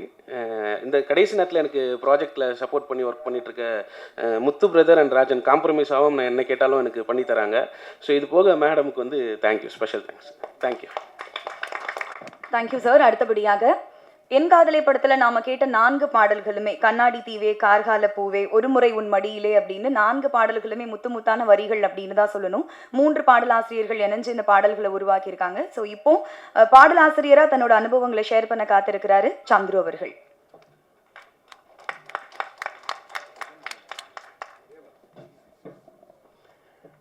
அனைவருக்கும் வணக்கம். இப்போது எல்லாரும் சொல்லிட்டாங்க, இப்போ நான் என்ன சொல்கிறதுன்னு யோசிக்கிறேன். என் காதலே என்றால் பாக்கியா, பாக்கியா என்றால் என் காதலே. இந்த படத்துக்கு வாய்ப்பு வாங்கி கொடுத்தது எனக்கும் பாக்கியா தான். அதை மட்டும்தான் சொல்லணும்னு வந்திருக்கேன். பாடல் அருமையாக வந்திருக்கு. என்னானது ஏதானதோ சாங் ஒன்று எழுதி முடிச்சுட்டு மேடம் பண்ணி கொடுத்த 2 வரியோடு போயிடுறேன். அதில் வந்து அவங்க ஒரு டேஸ்ட்டு சொன்னாங்க, எனக்கு இப்படி தான் நீ எழுதணும், அதை மாற்றி எழுதுனா தேவையில்லைன்னாங்க. சரணத்தில் ஒரு வரி எழுதியிருந்தேன், நீர்த்தொடும் நாணல் போலவே நான் இங்கு ஆகிறேன், நீத்தோட ஆசை கூடுதே வேறுவரை வேகிறேன், காற்றோடு காதல் பாஷைகள் உன்னோடு பேசுகிறேன், ராத்திரி நேரமாகியும் யாத்திரை போகிறேன்னு. சூப்பராக வந்திருக்கு சந்திரி. எனக்கு இப்படி தான் வேணும்னு எழுதிட்டேன். ஐட்டம் சாங் கொடுத்தாங்க, கொஞ்சம் தூக்கலாம் ஆபாசமாக எழுதிட்டேன். சந்துரு தப்பு சந்துரு, எனக்கு அதெல்லாம் தேவையில்லை, பெண்களை கொச்சப்படுத்தி எழுதக்கூடாது, கொஞ்சம் நாகரிகமாக எழுதினாங்க. அந்த ஐட்டம் சாங்கும் அழகாக எழுதியிருக்கிறேன். நன்றி. பாக்கியாவுக்கு நன்றி. இதில் முக்கியமாக சொல்ல வேண்டியது ஒரு 4-5 பேர் மறந்துட்டேன். வாய்ப்பு கிடைச்சும் சொல்ல நினச்சிருந்தேன். அருமை சகோதரர் முத்துக்குமார், ஜோதி பிரதர், சவுந்தரராஜன் சார், அனைவருக்கும் மிகப்பெரிய நன்றி நன்றி நன்றி. Thank you sir. அடுத்தபடியாக டானாக்காரன் என்னும் தனது முதல் படைப்பிலேயே தமிழ் சினிமாவை தன் பக்கம் திரும்பி பார்க்க வைத்த இயக்குனராக மட்டுமின்றி நடிகராகவும் மிரட்டும் மனிதர் திரு தமிழ் அவர்களை அன்போடு பேச அழைக்கிறோம்.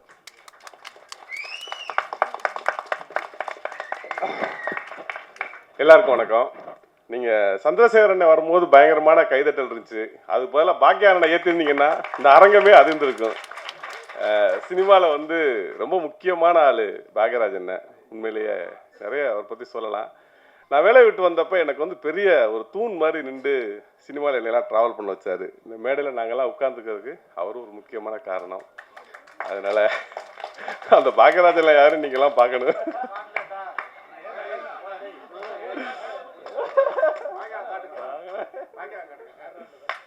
யாரா அந்த பாக்யராஜ்? அதுதான் அண்ணன். நாங்கள் எல்லாம் ரூம்மேட்டு. ஒரு படம் சக்ஸஸ்னால் பின்னாடி எவ்வளோ உழைப்பு இருக்குன்றது அது வர்றதுக்கு முன்னாடி கொஞ்சம் நீங்கள் பார்த்துருப்பீங்க. அது நாங்களாம் பல உழைப்பு பார்த்துட்டோம். அதனால் நன்றி எல்லாருக்கும். தேங்க்யூ. நான், ராமு, கௌதம் அந்த மாதிரி நாங்கள் எல்லோரும் ரூம்மேட்டு. அப்போ யாருமே நாங்கள் டைரக்டர் கிடையாது, எல்லாருமே அசிஸ்டன்ட் டைரக்டரு. இப்போ எல்லாருமே டைரக்டராக இருக்கோம். ஒரு பெரிய எனர்ஜி எங்களுக்கு பின்னால் எப்போதுமே இருப்பார்.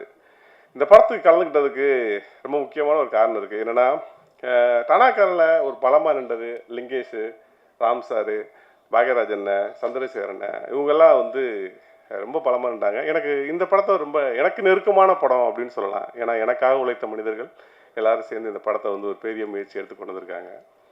தமிழ் சினிமாவில் பெண் இயக்குநர்களோட எண்ணிக்கை ரொம்ப அறுதி குறைவாக இருக்குது. அவங்களோட எண்ணிக்கை உண்மையிலே ஒரு ஆண்களுக்கு நிகராக 50க்கு 50 வரணும். இன்றைக்கி பெருசாக பயங்கரமாக அடிச்சு நொறுக்குறாங்க. இன்றைக்கி வர்ற பெண்கள் சுதாகங்கிற படத்தை எடுத்துகிட்டு நீங்கள் எந்த ஆண் இயக்குநர்களோட பேரை போட்டாலும் பொருந்தும். ஏன்னா அப்படி ஒரு மாஸ்டர் பீஸாக இன்றைக்கி வந்து ஒர்க் பண்ணுறாங்க. அது மேடமும் வளரணும், இந்த படம் பெரிய வெற்றி பெறணும்ன்ற. நன்றி. தேங்க்யூ. நல்ல விளைவுகளை ஏற்படுத்தாத வார்த்தைகள் பலனற்றவை என்று கூறுவார்கள். அந்த வகையில் சமூகத்தில் நல்ல மாற்றம் ஏற்பட தொடர்ந்து எழுதி கொண்டிருக்கும் எழுத்தாளர் மற்றும் சமூக செயற்பாட்டாளர் திரு சூர்யா சேவியர் அவர்களை அன்போடு பேச அழைக்கிறோம்.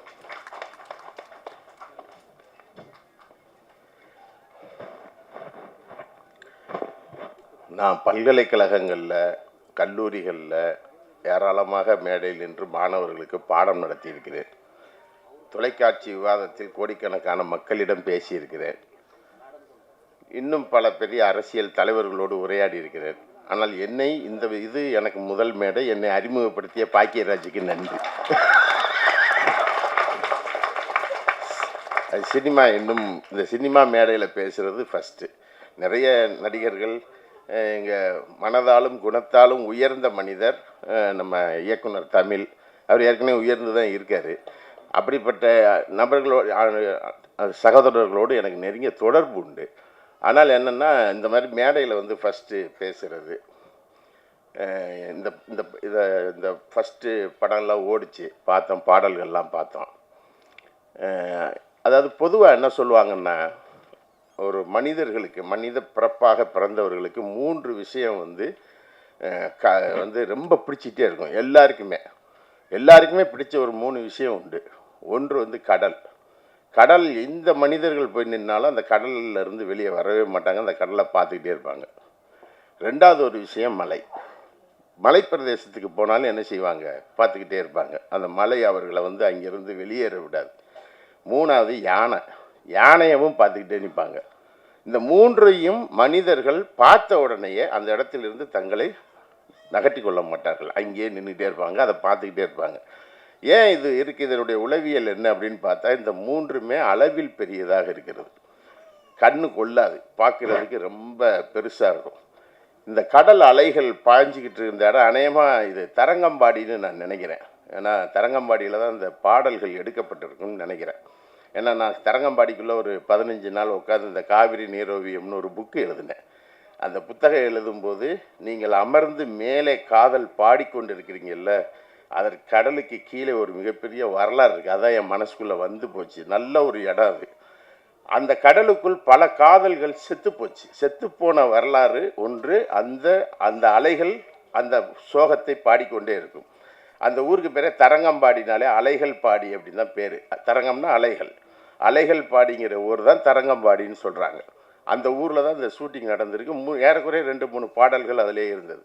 அந்த இடிந்து போன அந்த திண்டுகளுக்குள்ள இருக்குல்ல, அதற்கு உள்ள நான் இங்கே போய் ஆய்வு செய்து எழுதுனதில், அந்த காலத்தில் வயதுக்கு வந்த பெண்கள் பூப்படைந்த உடனே அன்றைக்கு இருந்த வெள்ளையர்களால், இல்லை அன்றைக்கு இருந்த ஆதிக்க சக்திகளால், அன்றைக்கு இருந்த மன்னர்களால் அவங்க வந்து பூ பெய்த உடனே அவங்கள வந்து அரண்மனைக்கு அனுப்பி வைக்கணும். இல்லாட்டினா அங்கே இருக்கிற படை வீரர்கள் வந்து அவர்களோடு உறவு கொள்ளணும். இவர்களுக்கான காதலோ எதுவுமே இருக்காது. உடனே அந்த தரங்கம்பாடி ஊரில் என்ன பண்ணுவாங்க அப்படின்னு சொன்னால், குழி தோண்டுவார்கள். ஒரு குழியை தோண்டி நெல் போடக்கூடிய ஒரு இதை உள்ளே வைப்பாங்க. வச்சுட்டு அதுக்குள்ளே அந்த குழந்தைய, அந்த பூ பெய்த பெண்ணை உள்ளே இறக்குவாங்க. இறக்கின உடனே அந்த பொண்ணு உள்ளே போய் அந்த நெல் அள்ளிட்டு வாமா அப்படின்னு சொல்லுவாங்க. அந்த குழந்தை உள்ளே இறங்கும். இறங்கின உடனே மண்ணை போட்டு மூடிடுவாங்க. இந்த மாதிரி எவ்வளோ தெரியுமா? கிட்டத்தட்ட 8200 குழந்தைகள் அந்த கடலுக்கு கீழே இருக்கிறார்கள். அதற்கு பேர் பூவாடைக்காரி அப்படின்னு பேர் அதுக்கு. அதை வச்சுட்டு அந்த குழந்தை இறந்த இடத்த தெய்வமாக வழிபடுவாங்க. ஒரு பெட்டியில் பூ செஞ்சு அந்த பூவை சுற்றி அதை வழிபடுவாங்க. தரங்கம்பாடி கடற்கரை முழுவதும் பூவாடைக்காரிகள் நிறைந்த ஒரு ஊர். அவர்களுக்கு காதல் உண்டு. அந்த காதல் என்ன செய்யப்படுகிறது, அந்த அந்த இடத்த பார்த்ததுலேருந்து எனக்கு அப்படி தான் மனசுக்குள்ளே அதை பார்த்துக்கிட்டே இருந்தாலே ஒரு பதட்டம் வந்துக்கிட்டே இருந்துச்சு. ஆனால் அந்த கடல் வந்து ஒரு கதையை சொல்லிக்கொண்டே இருக்குது. அந்த கடலின் மேல் நின்று, அந்த தரங்கம்பாடியில் நின்று ஒரு கதையை, ஒரு காதல் கதையை நீங்கள் என்ன செய்கிறீர்கள், சொல்ல முயன்றிருக்கிறீர்கள். அந்த வகைக்கு வாழ்த்துக்கள், பாராட்டுக்கள். ஏன்னா காதல் என்பது நீங்கள் வந்து ஒரு ரொம்ப நீங்கள் பெரியாரை வந்து சொல்லுவாங்க தமிழ்நாட்டில். பெரியார் இல்லாமல் ஒரு விஷயத்தை பேச முடியாது. நீங்கள் வந்து பெரியார் வந்து காதலை பற்றி ஒரு விஷயம் சொல்லுவார். திருமணமோ கல்யாணமோ கன்னிகாதானமோ எதுவுமே தமிழ் சமூகத்தில் வழக்கே கிடையாது. நமக்குள் இருந்ததெல்லாம் காதல் தான். ஏன்னா கல்யாணமும் கன்னிகாதானமும் திருமணமும் பின்னால் நாம் உருவாக்கி கொண்டது. ஆனால் காதல் என்பது மட்டும்தான் என்னது, நமக்குள் சொந்தமாக இருந்தது என்று பெரியார் விடுதலையில் எழுதியிருக்கிறார். ஆனால் பெரியார் வந்து முன்னுக்கு பின் முரணாக பேசுவார் அப்படி என்றெல்லாம் சொல்லுவார்கள். ஆனால் அவர் முன்னுக்கு பின் முரணாக பேசியிருக்கலாம். ஆனால் அறிவுக்கு முரணாக பெரியார் ஒரு வார்த்தை கூட பேசியவரெல்லாம் மறந்துடக்கூடாது. அவர் அறிவுக்கு முரணாக பேசியவரே கிடையாது. எல்லாமே கிளீனாக என்ன செய்வார், அவர் எல்லா ஃபர்னிச்சரையும் உடைச்சிருப்பார். காதல் ஃபர்னிச்சர்லாம் உடைச்சிருக்காரு. நீங்கள் காதலை பற்றி அவர் நான் முன்னாடி எழுதுனதை படிச்சிங்கன்னா காதலை போட்டு ஒடைன்னு உடைச்சிருப்பார். ஆனால் அவர் எல்லா ஃபர்னிச்சரையும் உடைச்சிருக்கிறாரு. ஆனால் உட்கார வேண்டிய எந்த ஒரு ஃபர்னிச்சரையும் அவர் உடைச்ச வரலாறே கிடையாது. அதில் உட்கார வச்சிருப்பார். அதுதான் அவருக்கு இருக்கிற ஸ்பெஷல். நீங்கள் அவரை விமர்சிக்கலாம், என்ன வேண்டுமானாலும் பண்ணலாம். நீங்கள் வந்து காரல் மார்க்ஸ் எழுதிய, ஜென்னிக்கு எழுதிய காதல் கடிதம், அதை படித்து பார்க்கலாம். அம்பேத்கர் ரமாபாய்க்கு எழுதிய அந்த காதல் கடிதம், அதெல்லாம் பார்த்தீங்கன்னு சொன்னால் ஒரு காதல் அப்படிங்கிற ஒரு விஷயத்தை, அதுவும் ஒரு பெண் சிந்தனைக்குள் ஏறுவதற்குல, ஒரு பெண்ணுடைய சிந்தனைக்குள், பெண் சமூகத்தை சமைப்பவள். உண்மையிலே அந்த அம்மாவை பார்க்கும்போது அவ்வளோ பெருமையாக இருக்குது உண்மையிலே. அதாவது இதுக்கு வயசோ மற்ற விஷயமோ அவங்க சொல்லியிருக்கக்கூடிய விஷயமோ, இதில் உழைத்திருக்கக்கூடிய அத்தனை பேருடைய உழைப்புமோ, இது வெற்றி பெற வேண்டும் என்பது எல்லோருடைய விருப்பம். இது வெற்றி பெற வேண்டும். ஏன்னா ஒரு முயற்சி என்றைக்குமே எடுத்துக்கொண்ட ஒரு முயற்சி தோல்வியே கிடையாது, என்றைக்குமே கிடையாது. அது வந்து தோல்வி அப்படிங்கிறது ஒன்றை நான் ஏற்றுக்கிறவே மாட்டேன். நீங்கள் வந்து அது இவர்கள் இன்றைக்கு விதைத்திருக்கிற எந்த ஒன்றுமே, இந்த பூமியில் ஒன்றை விதைத்தீர்கள் என்று சொன்னால் பூமியில் எல்லாமே விழுந்துக்கிட்டே இருக்கும், ஆனால் மக்கி போயிடும். விதை ஒன்று மட்டும்தான் என்ன செய்யும், முளைச்சிக்கிட்டு வெளியே வரும். அப்போ விதைத்து கொண்டே இருப்பது அப்படிங்கிறது ஒரு விஷயம் இருக்குல்ல, அதை இவர்கள் எல்லோரும் சேர்ந்து என்ன செஞ்சிருக்கிறாங்க. சொல்லியிருக்கிற முறை என்ன, அது என்ன வடிவத்தில் சொல்லப்பட்டிருக்கிறது, எப்படி அது காட்சிப்படுத்தப்பட்டு இருக்கிறது, அது எப்படி மக்கள் ரசிக்க போகிறாங்க, இதெல்லாம் ரெண்டாவது பார்ட்டு. ஆனால் ஒரு விதையை விதைப்பது அப்படிங்கிற ஒரு விஷயம் இருக்குல்ல, அது ரொம்ப முக்கியமான ஒரு விஷயம். அதில் ஈடுபட்ட உங்கள் அனைவருக்கும் எனது பணிவான வணக்கத்தை நான் உண்மையிலேயே கதாநாயகன் கதாநாயகி. ஏமா நீங்கள் இப்படி பேசாமல் இருந்தீங்கன்னா உங்களை யார் லவ் பண்ணுவா? வந்தீங்க டக்குன்னு போய் உக்காந்துக்கிட்டீங்க, நல்லா பேசணும்ல.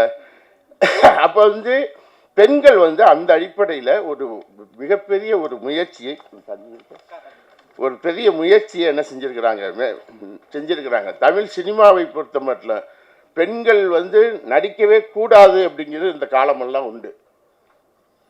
ஆண்களுக்கு தான் சேலை கட்டி நடிக்க வச்சாங்க. கேபி ஜானகி அம்மான்னு ஒருத்தவங்க மதுரையில் வந்து பொது உடைமை இயக்கத்தில் இருந்தவங்க, அவங்க தான் ஃபஸ்ட்டு என்ன செஞ்சாங்க, நடிக்க வந்தாங்க. யாரோட? விஸ்வநாத தாஸ் மேடை நாடகத்தில் நடிக்க வந்தவங்க. முதல் சினிமா நடிகை, நாடக நடிகை கேபி ஜானகி அம்மா தான். அவங்க தான் நடித்தாங்க. விஸ்வநாத தாஸ் பிறப்பால் தாழ்த்தப்பட்டவர் என்பதற்காக அவர் கூட நடிக்க மாட்டாங்க. ஆனால் அவர் ஒரு சிறந்த கலைஞர். விஸ்வநாத தாஸ் வந்து ஒரு மிகப்பெரிய கலைஞர். அப்புறம் கேபி சுந்தராம்பாள். இப்படி நீங்கள் வரிசையாக எடுத்துக்கிட்டே வந்தீங்கன்னு சொன்னால் ஒரு மிகப்பெரிய வரலாறு. பெண்கள் சினிமாவை அல்ல கலையை உயர்த்துவதில் அவர்கள் எடுத்துக்கொண்ட போராட்டங்கள் இருக்குல்ல, அது ரொம்ப முக்கியமான போராட்டமாகத்தான் என்னால் பார்க்க முடிகிறது. அப்படி ஒரு பெரிய ஒரு வாய்ப்பை வந்து என்ன செஞ்சுருக்கிறாங்க இந்த படத்தில் வந்து இந்த அம்மா வந்து ஜெயலட்சுமி அம்மா வந்து அதற்கு ஒரு மல்லு கட்டுறது இருக்குல்ல, ஒரு அம்மா மல்லு கட்டுறதுன்னு ஒரு விஷயம் இருக்குல்ல. சில பேர் ஒரு விஷயம் 2 விஷயம் 3 விஷயம் செஞ்சுட்டு உலகமே நாசமாக போச்சு அப்படின்ட்டு எஞ்சி ஓடிடுவாங்க. ஆனால் இவ்வளவு இந்த ஏஜ் அப்படிங்கிறது ஒரு முக்கியமான ஃபேக்டர். ஆனால் அதுக்குள்ளே நின்று ஒரு விஷயத்தை செய்யணும் அப்படின்னு ஒரு அம்மா முயற்சி எடுக்கிறது இருக்குல்ல, அது வந்து ரொம்ப முக்கியமானது. ஏன்னா சமூகத்தில் நான் இன்னொரு விஷயத்தையும் அழுத்தமாக சொல்கிறேன், இந்த சமூகத்தை சமைத்தவள் பெண். நீங்கள் விவசாயம்னு ஒன்று இருக்குது, இந்த விவசாயத்தை கண்டுபிடிச்சது யார்? விவசாயத்தை கண்டுபிடிச்சது பெண் தான் கண்டுபிடிக்கிறா. அதுதான் வரலாறு. நீங்கள் குகைகளில் மலைகளில் இருந்த அந்த பெண்கள் அவர்கள் கர்ப்பகதகரமாக இருக்கிற காலத்தில் தின்ன பழங்களை கீழே போட்டுவிட்டு 10 மாதம் காத்து கிடக்கிறார்கள். மலை குகைகளில் தான் இருக்காங்க ஆதி மனிதர்கள். அவர்கள் தின்று கீழே போட்ட ஒரு கொட்டை 10 மாதம் கழித்து பார்க்கும்போது முளைச்சிக்கிட்டு நிற்கிது. அப்போ விதைச்சா முளைக்கும் அப்படின்னு கண்டுபிடிச்சவ பெண் தான். அதற்கு பின்னால் தான் விவசாயம் என்ன செய்யப்படுகிறது. உலகில் விவசாயம் கண்டுபிடிக்கப்பட்டதே பெண்களால் தான் என்ன செய்யப்படுகிறது, கண்டுபிடிக்கப்படுகிறது. கணக்கை கண்டுபிடிச்சது பெண் தான். நான் பெண்ணை பற்றி பேசுவதற்காகவே நான் அதுக்காக தான் வந்தேன். இந்த அம்மா பேர் ஜெயலட்சுமி, ஒரு படம் எடுத்திருக்காங்க, ரைட்டு வந்துரு அப்படின்ட்டு நான் வந்துட்டேன். பாக்கியராஜ் கூப்பிட்டோன்னே அண்ணன் தமிழ் ஃபோன் பண்ணி, நேற்று கூட நான் கிளம்பிட்டேன் சென்னையிலேருந்து திருநெல்வேலிக்கு. என்ன ஊர் திருநெல்வேலி, எப்படி ஊருன்னு தெரியுமில்ல, போனாலே வெட்டுவாங்க அந்த ஊர். அங்கே போய் இறங்கணும். அப்புறம் பாக்கியராஜும் தமிழன்னு சொன்னாங்க, நீங்கள் வாங்க கண்டிப்பாக ஒரு நிகழ்ச்சியில் பேசணும் அப்படின்னு சொல்லிட்டு, அந்த அடிப்படையில் தான். அதே போல் கணக்கு என்பது ரொம்ப முக்கியமான ஒரு விஷயம். நீங்கள் வந்து அன்னைக்கு என்ன கணக்கு இருந்திருக்கும், அந்த கணக்கை கண்டுபிடிச்சதும் உலகத்தில் பெண் தான் கணக்கையே கண்டுபிடிக்கிறா. ஒரு அவனுக்கு அன்னைக்கு இருந்த சொத்து ஆடு மாடுகள் தான் இருந்திருக்கும். ஆடுகள் பூரா என்ன செய்யும், மேய்ச்சலுக்கு போகும்போது கல்லெடுப்பா. கல்லெடுத்து 1 2 அப்படின்னு சொல்லியிருக்க மாட்டா, கல்லை போட்டிருப்பா போயிருக்கும், ஒரு உருப்படி போயிருக்கும். திரும்பி ஆடு வருது, குழியில் கல் இருக்கு, எடுத்து வெளியே போடுதா, 1 2 3 100 போச்சு, 99 கல் தான் குழிக்குள்ளே போயிருக்கு, ஒத்த ஆட்டை காணா, தேடுறா அப்படிங்கிறதுல இருந்து தான் கணக்கு உருவானது. கணக்கை கண்டுபிடித்தவளும் பெண்ணு தான். இதுதான் உலக வரலாறு. அப்ப உலகத்தை சமைத்தவள், சமூகத்தை சமைத்தவள், சமூகத்தை எப்படி காதலித்திருப்பாள் என்று நாம் யோசித்திருக்க வேண்டும். அப்படி சமூகத்தை காதலித்த ஒரு பெண்களை எப்படி இந்த சமூகம் அடக்கியது, எப்படி இந்த சமூகம் உடக்கியது. இப்பயும் காதல்னு பேசினாலே வெடிச்சுக்கிட்டு நிற்கக்கூடிய, அருவாளெல்லாம் கையில் தூக்கிக்கிட்டு நிற்கக்கூடிய காலத்திலும் ஒரு காதலை வாழ வைத்து கொண்டிருப்பது அப்படிங்கிறது வந்து சினிமா தமிழ் சமூகம் மாத்திரமல்ல, உலக சமூகத்தை வாழ வைத்து கொண்டிருக்கிறது, காதலை வாழ வைத்து கொண்டிருக்கிறது. ஆதலினால் காதல் செய்வீர் என்று என்ன சொன்னா பாரதி, ஆதலினால் காதல் செய்வீர். காதல் செஞ்சா என்னெல்லாம் கிடைக்குங்கிறா யாரு, பாரதியார் சொன்ன ஆதலினால் காதல் செய்வீர் உலகத்தீரே அப்படின்னு ஒரு இது இருக்கு பத்தியில. காதல் செய்தார் மானுடர்க்கு கலவி உண்டு, கலவியில் கவலை தீரும். இந்த இப்போ ஒரு முத்தம் கொடுத்தார்ல, கவலை தீரும். கவிதை உண்டு, கானம் உண்டு, கலைகள் உண்டு, சாகாமல் இருப்பவும் கூடும், மரணம் பொய்யாகும், அதனால் காதல் செய்யுங்கள். மரணத்தை பொய்யாக்கணும்னாலே நீங்க என்ன செய்யுங்க, காதல் செய்யுங்கள் என்று பாரதி என்ன செய்யறான், பாடல்கள் எழுதுறான். அப்ப இதையெல்லாம் கணக்கு பண்ணுகிற பொழுது ஒரு பெண், அதுவும் இந்த சமூகத்தில் ஒரு படத்தை எடுக்கணும், அதை பல வழியில சொல்லலாம், எழுதவும் செய்யலாம். நாங்கள்லாம் நூல் எழுதுறோம். ஒரு புத்தகத்தை எழுதுவதற்கு ஒரு 6 ஆண்டு காலங்கள் ஒரு நதியில் நான் பயணித்திருக்கிறேன். 6 வருஷம் ஆற்றுக்குள்ளே படுத்து கிடந்திருக்கிறேன். என்னெல்லாம் வெளியே யாருக்குமே தெரியாது. ஆனால் ஒரு புத்தகத்தை நாங்கள் அப்படித்தான் எழுதுவோம், ஒரு வரலாறை அப்படித்தான் தேடுவோம். வாழ்க்கையில் பாதி நாள் எங்கேயாவது நாடோடியாக அலைந்து கொண்டிருப்போம், ஏதாவது ஒரு கல்வெட்டை போய் தோண்டிக்கிட்டு இருப்போம். இதை தான் நாங்கள் செய்து கொண்டிருப்போம். ஆனால் வெளி உலகத்திற்கு எங்களை பெரிசாக தெரியாது. இந்த சமூகத்தில் ஒரு எழுத்து என்பது ரொம்ப முக்கியமானது, ஒரு படைப்பு என்பது ரொம்ப முக்கியமானது. படைப்பாளி முக்கியமானவன், எழுத்தாளர் முக்கியமானவன். அந்த வகையில் ஒரு எழுத்தாளன் என்ற முறையில் இந்த படைப்பாளிகள் அனைவரையும் மிகவும் மனதார பாராட்டுகிறோம். இந்த திரைப்படம் வெற்றி பெற வேண்டும், சமூகத்தில் இது ஒரு தாக்கத்தை உருவாக்க வேண்டும் என்ற வேண்டுகோளை வைத்து இந்த மேடையில் முதல் மேடையில் என்னை அறிமுகப்படுத்திய பாக்கியாவுக்கு மீண்டும் நன்றி சொல்லி, அம்மாவுக்கு நன்றி சொல்லி, அனைவருக்கும் நன்றி சொல்லி அமைகிறேன். நன்றி, வணக்கம். Thank you sir. ஸோ நம்ம சொசைட்டியில் நல்ல சேஞ்சஸ் உருவாகணும் அப்படின்ற ஒரு உயர்ந்த எண்ணத்தோட எழுத்தாளர் திரு சூர்யா சேவியர் அவர்கள் தொடர்ந்து பல புத்தகங்களை எழுதிட்டு இருக்காங்க. பெஸ்ட் செல்லராகவும் இருந்துட்டு இருக்கு. இப்போ கூட காதல் பற்றியும் பெண்கள் பற்றியும் ரொம்ப அழகான விஷயங்களை நம்மளோட ஷேர் பண்ணியிருந்தாங்க. சார் சொல்லியிருந்தாங்களே 6 வருஷமா நான் வந்து ஒரு புக் எழுதுறதுக்காக ஆற்றுக்குள்ளே போய் படுத்திருந்தேன் அப்படின்னு. இந்த புக் தானே சார்? காவேரி நீரோவியம் அப்படின்றது தான் அந்த புக். ஸோ இந்த புக்கை பற்றி சொல்லணும் அப்படின்னா கிழக்கு தொடர்ச்சி மலை, மேற்கு தொடர்ச்சி மலை, குடகு, அகத்தியர் அப்படின்னு ரொம்ப அழகழகான பொருளடக்கமே அவ்வளோ சிறப்பான விஷயங்கள் பற்றி பேசியிருக்காங்க. ஸோ இந்த புத்தகத்தை வந்து சிறப்பு விருந்தினர்கள் அனைவருக்கும் இங்கே ஸ்டேஜில் வந்திருக்கக்கூடிய எல்லாருக்குமே வந்து நாங்கள் போகும்போது உங்களுக்கு ஒரு புக் நாங்கள் கொடுத்து அனுப்பணும் அப்படின்னு ஆசைப்படுறோம். சாரோட சார்பாக உங்கள் எல்லாருக்கும் இது பரிசாக காத்திருக்கிறது. Thank you sir. இன்னும் நீங்கள் இந்த ஆறுகள் பற்றி இன்னும் 3 புக் எழுதுறீங்க அப்படின்னு சொன்னாங்க. இன்னும் அதுக்கு 6 வருஷம் ஒரு ஆறுக்கு அப்படின்னு எடுத்துக்காம சீக்கிரமாக நீங்கள் எழுதி முடிக்கணும் அப்படின்ற ஒரு சூப்பர் சார். வைகையில் 3 வருஷம் இருந்திருக்கீங்க. இன்னும் சீக்கிரமாக நீங்கள் அந்த புக்ஸ் எல்லாம் எழுதி எங்களுக்கு அதை படிக்க கொடுக்கணும் அப்படின்ற ஒரு விஷயத்தை வந்து நாங்கள் முன் வச்சுக்கிறோம். Thank you sir. அடுத்தபடியாக வில்லன் நடிகர் திரு ராஜன் அவர்களை ஒரு சில வார்த்தைகள் பேச அழைக்கிறோம். நடிகர் அப்படின்னாங்க, ஆனா வந்ததுல இருந்து இப்ப வரைக்கும் ஒரு வேலையும் அவர் தான் இழுத்து போட்டு பண்ணிட்டு இருக்காரு. நடிகர் தாண்டி இந்த டீம்ல நீங்க எப்படி வந்து பார்ட்டிசிபேட் பண்றீங்க அப்படின்றதும் எங்களோட ஷேர் பண்ணிக்கோங்க சார். எல்லாருக்கும் வணக்கம். எல்லோருக்கும் வணக்கம். ஃபர்ஸ்ட் ஆஃப் நான் வந்து உங்கள் எல்லாருக்கிட்டையும் சாரி கேட்டுக்கிறேன். ஏன்னா நிறைய பேர் நின்றுட்டு இருக்கீங்க, இடம் இல்லாத இருக்கீங்க. அது எனக்கு ரொம்ப கஷ்டமாக இருக்குது.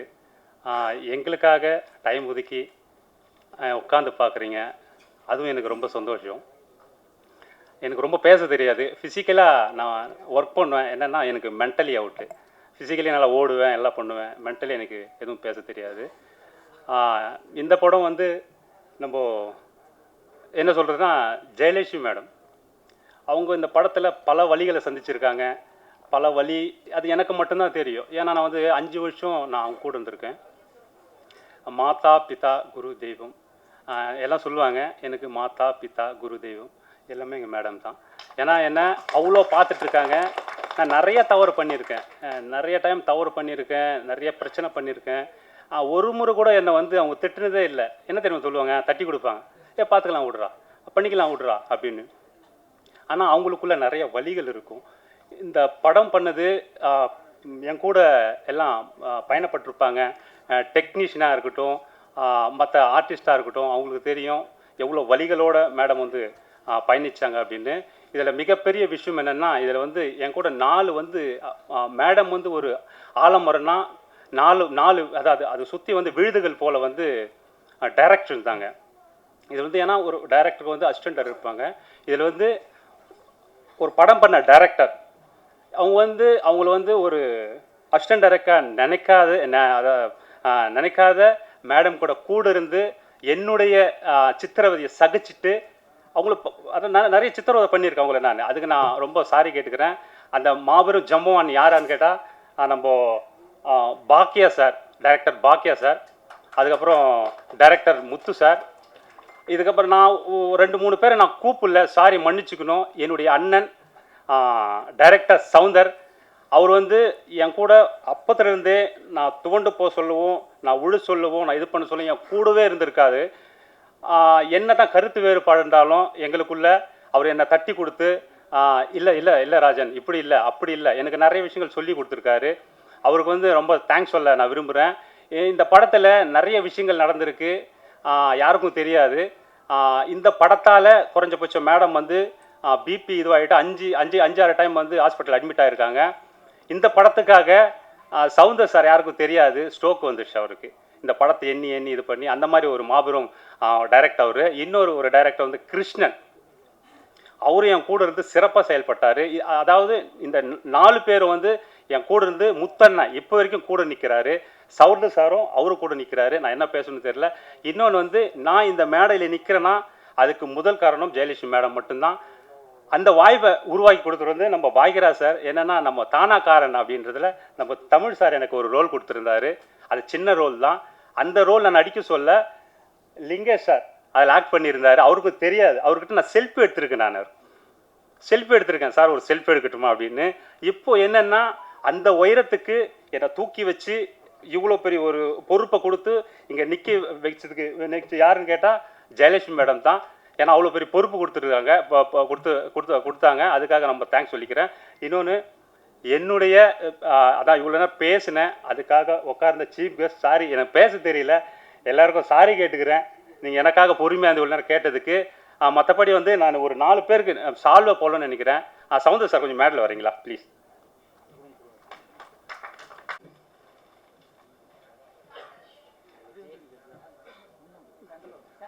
இவருக்கு நான் மேலே கூப்பிடல, இருந்தாலும் வந்து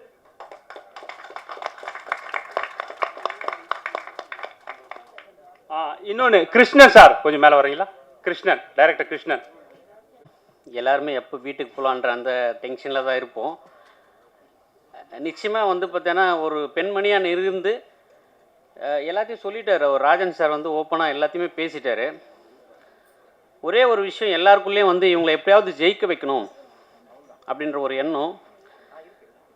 எல்லாரையும் பற்றியும் சொல்லலாம். எனக்கு லிங்கேஷ் சாருடைய ஆக்டிங் வந்து ரொம்ப புல்லரிக்கும். அந்த மாதிரி பண்ணுவார். ஒரு விஷயத்த சொன்னால் அதை அவர் உள்ளுக்குள்ளே எடுத்துகிட்டு பண்ணுவார். அப்படி பண்ணும்போது கூட மறுபடியும் மேடம் போய் கரெக்ஷன் சொல்லுவாங்க. இல்லை இது இன்னும் கொஞ்சம் இப்படி பண்ணணும்னு, அதையும் உள்வாங்கிட்டு ரொம்ப அழகாக பண்ணுவாங்க. இவங்க ஹீரோயினையும் ரொம்ப நல்லா பண்ணாங்க. இன்றைக்கி விழா மேடை வந்து பார்த்தீங்கன்னாக்கா நம்ம மியூசிக் டைரக்டரு சாண்டிஜி எல்லாருமே பார்த்துருப்பீங்க. ரொம்ப அழகாக பண்ணியிருக்காரு. ஒவ்வொன்றும் கண்டிப்பாக ஹிட் ஆகும். சந்துரு சார் வந்து கண்டிப்பாக சொல்லி ஆகணும். குழந்தைய வச்சுக்கிட்டு அவ்வளோ கஷ்டப்பட்டு அந்த பாட்டை எழுதினார். ஒவ்வொரு சுச்சுவேஷனுக்கும் அந்த வரிகள் அவ்வளோ அழகாக இருக்கும். இது நிறைய வழிகள், நிறைய போராட்டங்கள், எல்லாரும் பற்றியும் சொல்கிறதுக்கு இந்த நேரத்தில் வந்து டைம் போதாது. எல்லோரும் வேறு ஒரு டென்ஷன் எப்போ முடியும்னு தான் உட்காந்துருக்கோம். அதனால் எனக்கு வாய்ப்பு கொடுத்த எல்லாருக்கும், குறிப்பாக மேடத்துக்கும் சரி, இங்கே என்னை கூப்பிட்டு அறிமுகப்படுத்துறது வந்து ராஜன் சார் தான். அவருக்கும் சரி, இந்த இடத்துல எல்லாருக்கும் ஒரு நன்றியை தெரிவிச்சுக்கு முடிச்சுக்கிறேன். நன்றி சார். கொஞ்சம் மேடைக்கு வாங்க. பாக்கியா சார் என்னன்னா இந்த படத்துலேருந்து முதல்ல இது வரைக்கும் கூட இருந்து எனக்கு எல்லா வேலையும் முடிச்சு கொடுத்தாரு. அவருக்கு கோடான கோட நன்றி. இன்னொன்று வந்து என்னுடைய முத்தண்ணன், முத்தண்ணன், என் முத்தண்ணன் சண்டை போட்டுனே இருப்பேன் முத்தண்ணன்கிட்ட.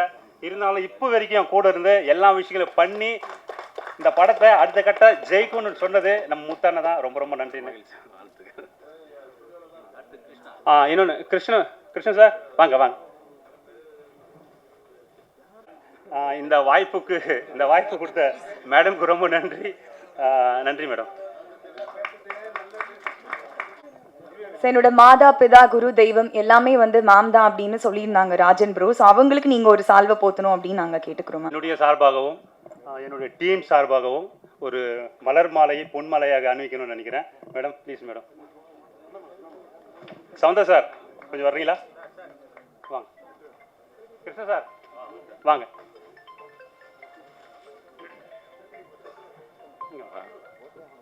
சார் முத்தண்ணே வாங்க. முத்தண்ணே பாக்கே சார் வாங்க.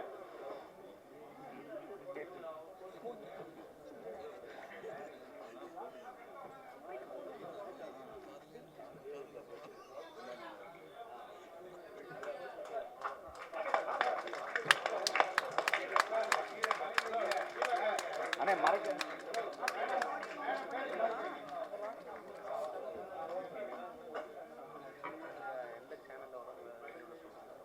ப்ரிப்பேர் பண்ணிட்டு இருந்தேன். அப்போ தான் வந்து டிரெக்டர் மேம் கிட்ட பேசக்கூடிய சான்ஸ் எனக்கு கிடைச்சது. நான் அவங்க கிட்ட கேட்டேன், மேம் உங்களுக்கு படம் எடுக்கணும் அப்படின்ற ஆசை வந்து எப்போ தோணுச்சு, அதுக்கான ஆரம்ப புள்ளி என்னவா இருந்துச்சு அப்படின்னு நான் மேம் கிட்ட கேட்டேன்.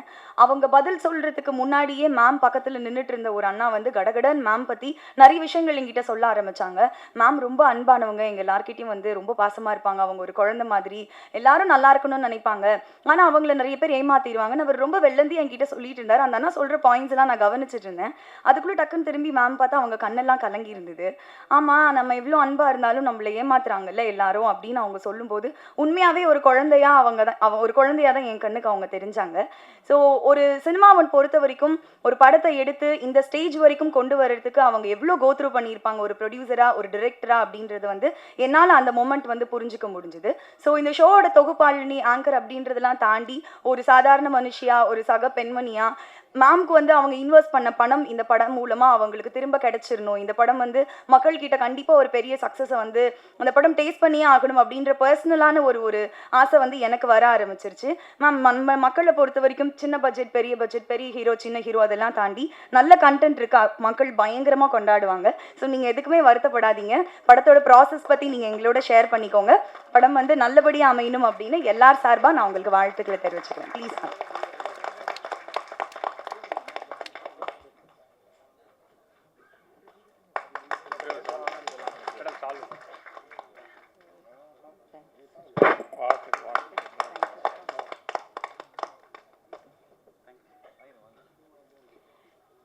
இங்கே எல்லாரும் பேசிட்டாங்க, நிறையவே பேசிட்டாங்க. இப்போ எல்லாருக்குமே பசிக்க ஆரம்பிச்சிட்டீங்க. எனக்கு கூட பசிக்க ஆரம்பிச்சிடுச்சு. அந்த டயர்டில் எல்லாரும் இப்போ இருக்கிறீங்கன்னு நல்லா தெரியுது. நிறைய பேசணும்னு நினச்சேன், ஆனால் இந்த டைம் அதுக்கேற்ற மாதிரி இல்லை. முக்கியமாக இதில் என்னோட செலிப்ரேட் பண்ண எல்லாருக்குமே, அதாவது டெக்னீஷியன் அவங்களுக்கு தான் ஃபஸ்ட்டு சாரி. நான் முதல்ல நினச்சது என் இறைவனுக்கு நன்றி சொல்லணும்னு நினச்சேன். ஆனால் இங்கே இருக்கிறவங்க பேசுகிறத பார்த்துட்டு என் இறைவனை ஒரு செகண்ட் மறந்துட்டேன். அவர் கோச்சிப்பார். இல்லை ஆண்டவா இறைவா நீ தான்ப்பா எனக்கு எல்லாமே. அதுக்கப்புறம் ஒரு தாய் என்ன பண்ணுவா, குழந்தை ஸ்கூல் போக சொல்ல பென்சில்ஸ் கரெக்டாக வச்சுருக்கா, பேனா கரெக்டாக வச்சுருக்கா, தலை ஒழுங்காக வாரி இருக்குதா, பொட்டு அழகாக வச்சுருக்கா அப்படின்னு சொல்லிட்டு நான் ஷூட்டிங் போக சொல்ல என் 3 தேவதைகள் என் பெண்கள் எனக்கு ஒரு தாயாக இருந்து தலைவாரி விடுவா. ஒருத்தி எனக்கு சாப்பாடு ஊட்டி விடுவா. ஒருத்தி என் பெட்டியில் எல்லாமே இருக்குதா கரெக்டாக அப்படின்னு, அம்மா ஜாக்கிரதையாக போயிட்டு வாம்மா, யார்கிட்டையும் ஏமாந்துடாதம்மா அப்படின்னு சொல்லுவாங்க. அந்த பெண்களை என் 3 தெய்வங்களை நினச்சி என் தெய்வத்துங்களுக்கு நன்றி சொல்கிறேன். அவங்க என்னை அனுப்பலைன்னா நான் இந்த இடத்துல இல்லை. முக்கியமாக இதுக்கு தலைமை வாங்கிய தமிழ் அவர்கள், கொஞ்சம் தண்ணி குட்டுற குட்டிமா, அந்த தமிழ் அவர்களுக்கு நன்றி சொல்கிறேன். ஏன்னா அவருக்கு யாருன்னே தெரியாது, இவங்க தான் எடுக்கிறாங்கன்னு தெரியாது.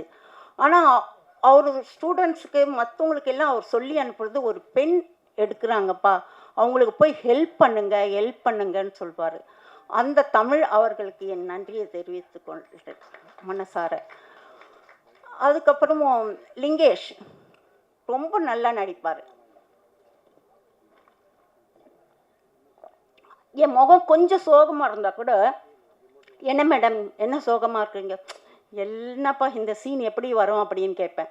எப்படி நடிக்கணும் மேடம், இல்லைப்பா இப்படி தான் இருக்கணும், போங்க மேடம் நான் பிச்சு ஒதுறிடுறேன் அப்படின்வார். ஒவ்வொரு காலகட்டத்துலேயும் என்னை கேட்டு பயப்படாதீங்க மேடம் சூப்பராக நடிக்கிறேன்னு சூப்பராக நடித்து கொடுத்தாரு. கதாநாயகி திவ்யா நான் கேட்டு எது சொன்னாலும் அப்படி மனசில் ஏற்றுக்கிட்டு நடிப்பா. அப்போ தான் நான் சொல்வேன், திவ்யா விஜய் கூட நடிக்கணும் அஜித் கூட நடிக்கணும்னு ஆசை இருந்தால் போதாது, நல்லா நடித்தா தான் உன்னால் வர முடியும் அப்படின்னு. ஓகே மேடம் நான் நல்லா நடிக்கிறேன் அப்படின்னு சொல்லலாம். அதே மாதிரி ஆண்டி மியூசிக் என்னை கேட்பார். மேடம் உங்களுக்கு ஓகேவா நான் ஏதாவது சொன்னால் என்னை திட்டிக்கிட்டே தலை சொரிஞ்சிட்டே போவார். என்ன இந்த மேடம் வேறு அப்படின்னு அப்படி போவார். திரும்ப வந்து மேடம் இப்போ ஓகேவா அப்படின்னு கேட்பார். நல்லா இருக்கு ஸ்காண்டி அப்படின்னு சொல்வேன். அவருக்கு ஒரு தேங்க்ஸ். ரெண்டாவது நம்ம டோனி, அவர் என்னை பார்த்தாலே சிரிப்பு வருது அவருக்கு. சூப்பர் கேமராமேன், இப்படி தான் எடுக்கணும் அப்படின்னா அவ்வளோ சூப்பராக தான் ஒர்க்கில் அவர் ஃபஸ்ட் இடம் கொடுப்பாரு. அவருக்கு தேங்க்ஸு. ராஜன் ஃபஸ்ட்லேருந்து லாஸ்ட் வரைக்கும் என்னோட இருந்து இந்த பயணத்தை அழகாக முடித்த மிஸ்டர் ராஜனுக்கு என்னுடைய நன்றிகள். பாக்கியா, முத்து, நிறைய பேர் டெக்னீஷியன், இதில் வேலை செய்த அத்தனை டெக்னீஷியனுக்கும் என்னுடைய நன்றியை தெரிவிச்சுக்கொள்கிறேன். ஸ்டண்ட் மாஸ்டர் விஜய் என்னை கேட்பார், மேடம் உங்களுக்கு சந்தோஷம் தானே அப்படின்னு. என் பேச்சை கேட்டுட்டு அப்படியே செய்வார், இது போதுமா மேடம் அப்படின்னு. அவருக்கு ஒரு நன்றியை சொல்லிக்கிறேன். செந்தமிழ் அவர்கள் என் படத்தில், அவர் அட்வொகேட்டு இருந்தாலும் என் படத்தில் நல்லா நடிச்சிருப்பார். அவருக்கு நன்றி. எல்லா டெக்னீஷியனுக்கும் நன்றி. பாக்கியா, முத்து, சவுந்தர், கிருஷ்ணன், அவங்களுக்கு எல்லாருக்கும் என்னுடைய மனமார்ந்த நன்றி. பாக்கியா என்னை ஒரு சிஸ்டராக இருந்து, அவரை மாதிரி ஒரு மனுஷனை பார்க்க முடியாது பாக்கியாவை மாதிரி. ஆனால் ஒரே ஒரு விஷயம் அவருக்கே தெரியும், இப்போ நான் பப்ளிக்கில் அதை சொல்லலை, அவரே சிரிச்சுப்பார் பாக்கியாவே. ஆனால் எல்லாருக்கும் தன் பையில் என்ன இருக்குதோ அதை முதல் உதவி செய்வார் அவர். அதான் நான் சொல்லுவேன், பாக்கியா உன் பையில் இருக்கிறத பார்த்துக்கப்பா அப்படின்னுவேன் நான். எல்லாருக்கும் உதவி செய்வார். ரொம்ப தங்கமான மனுஷன். பள்ளி பருவத்தில் இருந்தால் அது எனக்கு தெரியாது, நல்ல உதவி செய்வார். இன்னும் யாரையாவது நான் மிஸ் பண்ணிட்டேன்னா எனக்கு தெரியல. இங்கே பேச்சாளராக இருந்து பேச்சு கொடுத்த ஓகே பாடலாசிரியர் சந்துரு தனிப்பட்ட நேரத்தில் நிறைய பேசுகிறவங்க இங்கே மறந்துட்டேன் நான். சந்துரு அவர்கள் நல்ல வரிகளை எழுதி இதுக்கு கொடுத்தாரு. 2 பேச்சாளர்கள் இங்கே சூப்பராக பேசினாங்க. உங்கள் நேம் சம்பத்குமார். நெக்ஸ்ட்டு அவர் ஒரு எழுத்தாளர், அவர் ரொம்ப சூப்பராக பேசினாங்க. படம் எடுக்கிறது பெருசு இல்லை, படத்தை வந்து பார்க்குறது பெருசு இல்லை, ஆனால் அதனுடைய உள் கருத்தை அறிஞ்சு ஒரு தமிழை பற்றி பேசினாங்க பார்த்தீங்களா, ஒரு லேடியை பற்றி பேசினாங்க தெரியுங்க. அந்த மாதிரி நான் அடிக்கடி சொல்வேன், இவன் தாண்டா ஆம்பளை அப்படின்னு. அப்படின்னா என்ன அர்த்தம் தெரியுங்களா? தயவுசெய்து பெண்கள் எல்லா வகையிலும் உங்களுக்கு அடிமை தாங்க. இந்த உலகத்தில் எல்லா பெண்களும் ஒரு ஆணுக்கு அடிமை. ஆண் இல்லாமல் எதையும் சாதிக்கவே முடியாது எந்த பெண்ணாலையும். அப்படி இருக்க சொல்ல நீங்கள் ஆண் மகன்கள் இல்லையா, முடியாத இந்த பெண்களை தயவு செய்து தூக்கி விடுங்க. புரியுதுங்களா? அது உங்கள் ஒய்ஃபாக இருக்கட்டும், உங்கள் பொண்ணாக இருக்கட்டும், உங்கள் தாயாக இருக்கட்டும்.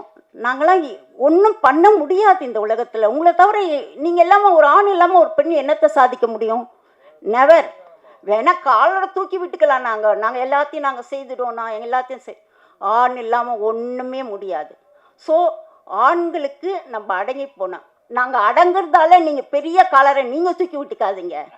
புரியுதுங்களா? அந்த பெண்களுக்கு என்ன செய்யணும், அவங்களுக்கு ஒன்றும் தெரியாது, நம்ம அவங்களுக்கு ஹெல்ப் பண்ணணும் அப்படின்னு வீட்டில் கூட ஒய்ஃப் கத்தலாம், இஷ்டத்துக்கு கத்தலாம், இது சரியில்லை அது செய்யல, நீ இவ்வளோதான், எல்லாம் என்னால் தான் அப்படின்னு உள்ளுக்குள்ளே ஒரு பேசிக்கங்க. நீங்கள் பேசிட்டு ஹெல்ப் பண்ணுங்க. கண்டிப்பாக பேய் கூட பெண்ணாக மாறுவா அப்படின்னு என்னுடைய கருத்து. பெண்களுக்கு இந்த ஆண்கள் எல்லாருக்கும் கைகூப்பி வணங்குறேன். நாங்கள்லாம் அடிமை தாங்க, உங்களுக்கு ஆண்களுக்கு நாங்கள் அடிமை தாங்க. புரியுதா? அதை நீங்கள் உணர்ந்து அவங்கள கொஞ்சம் தூக்கி விடுங்க.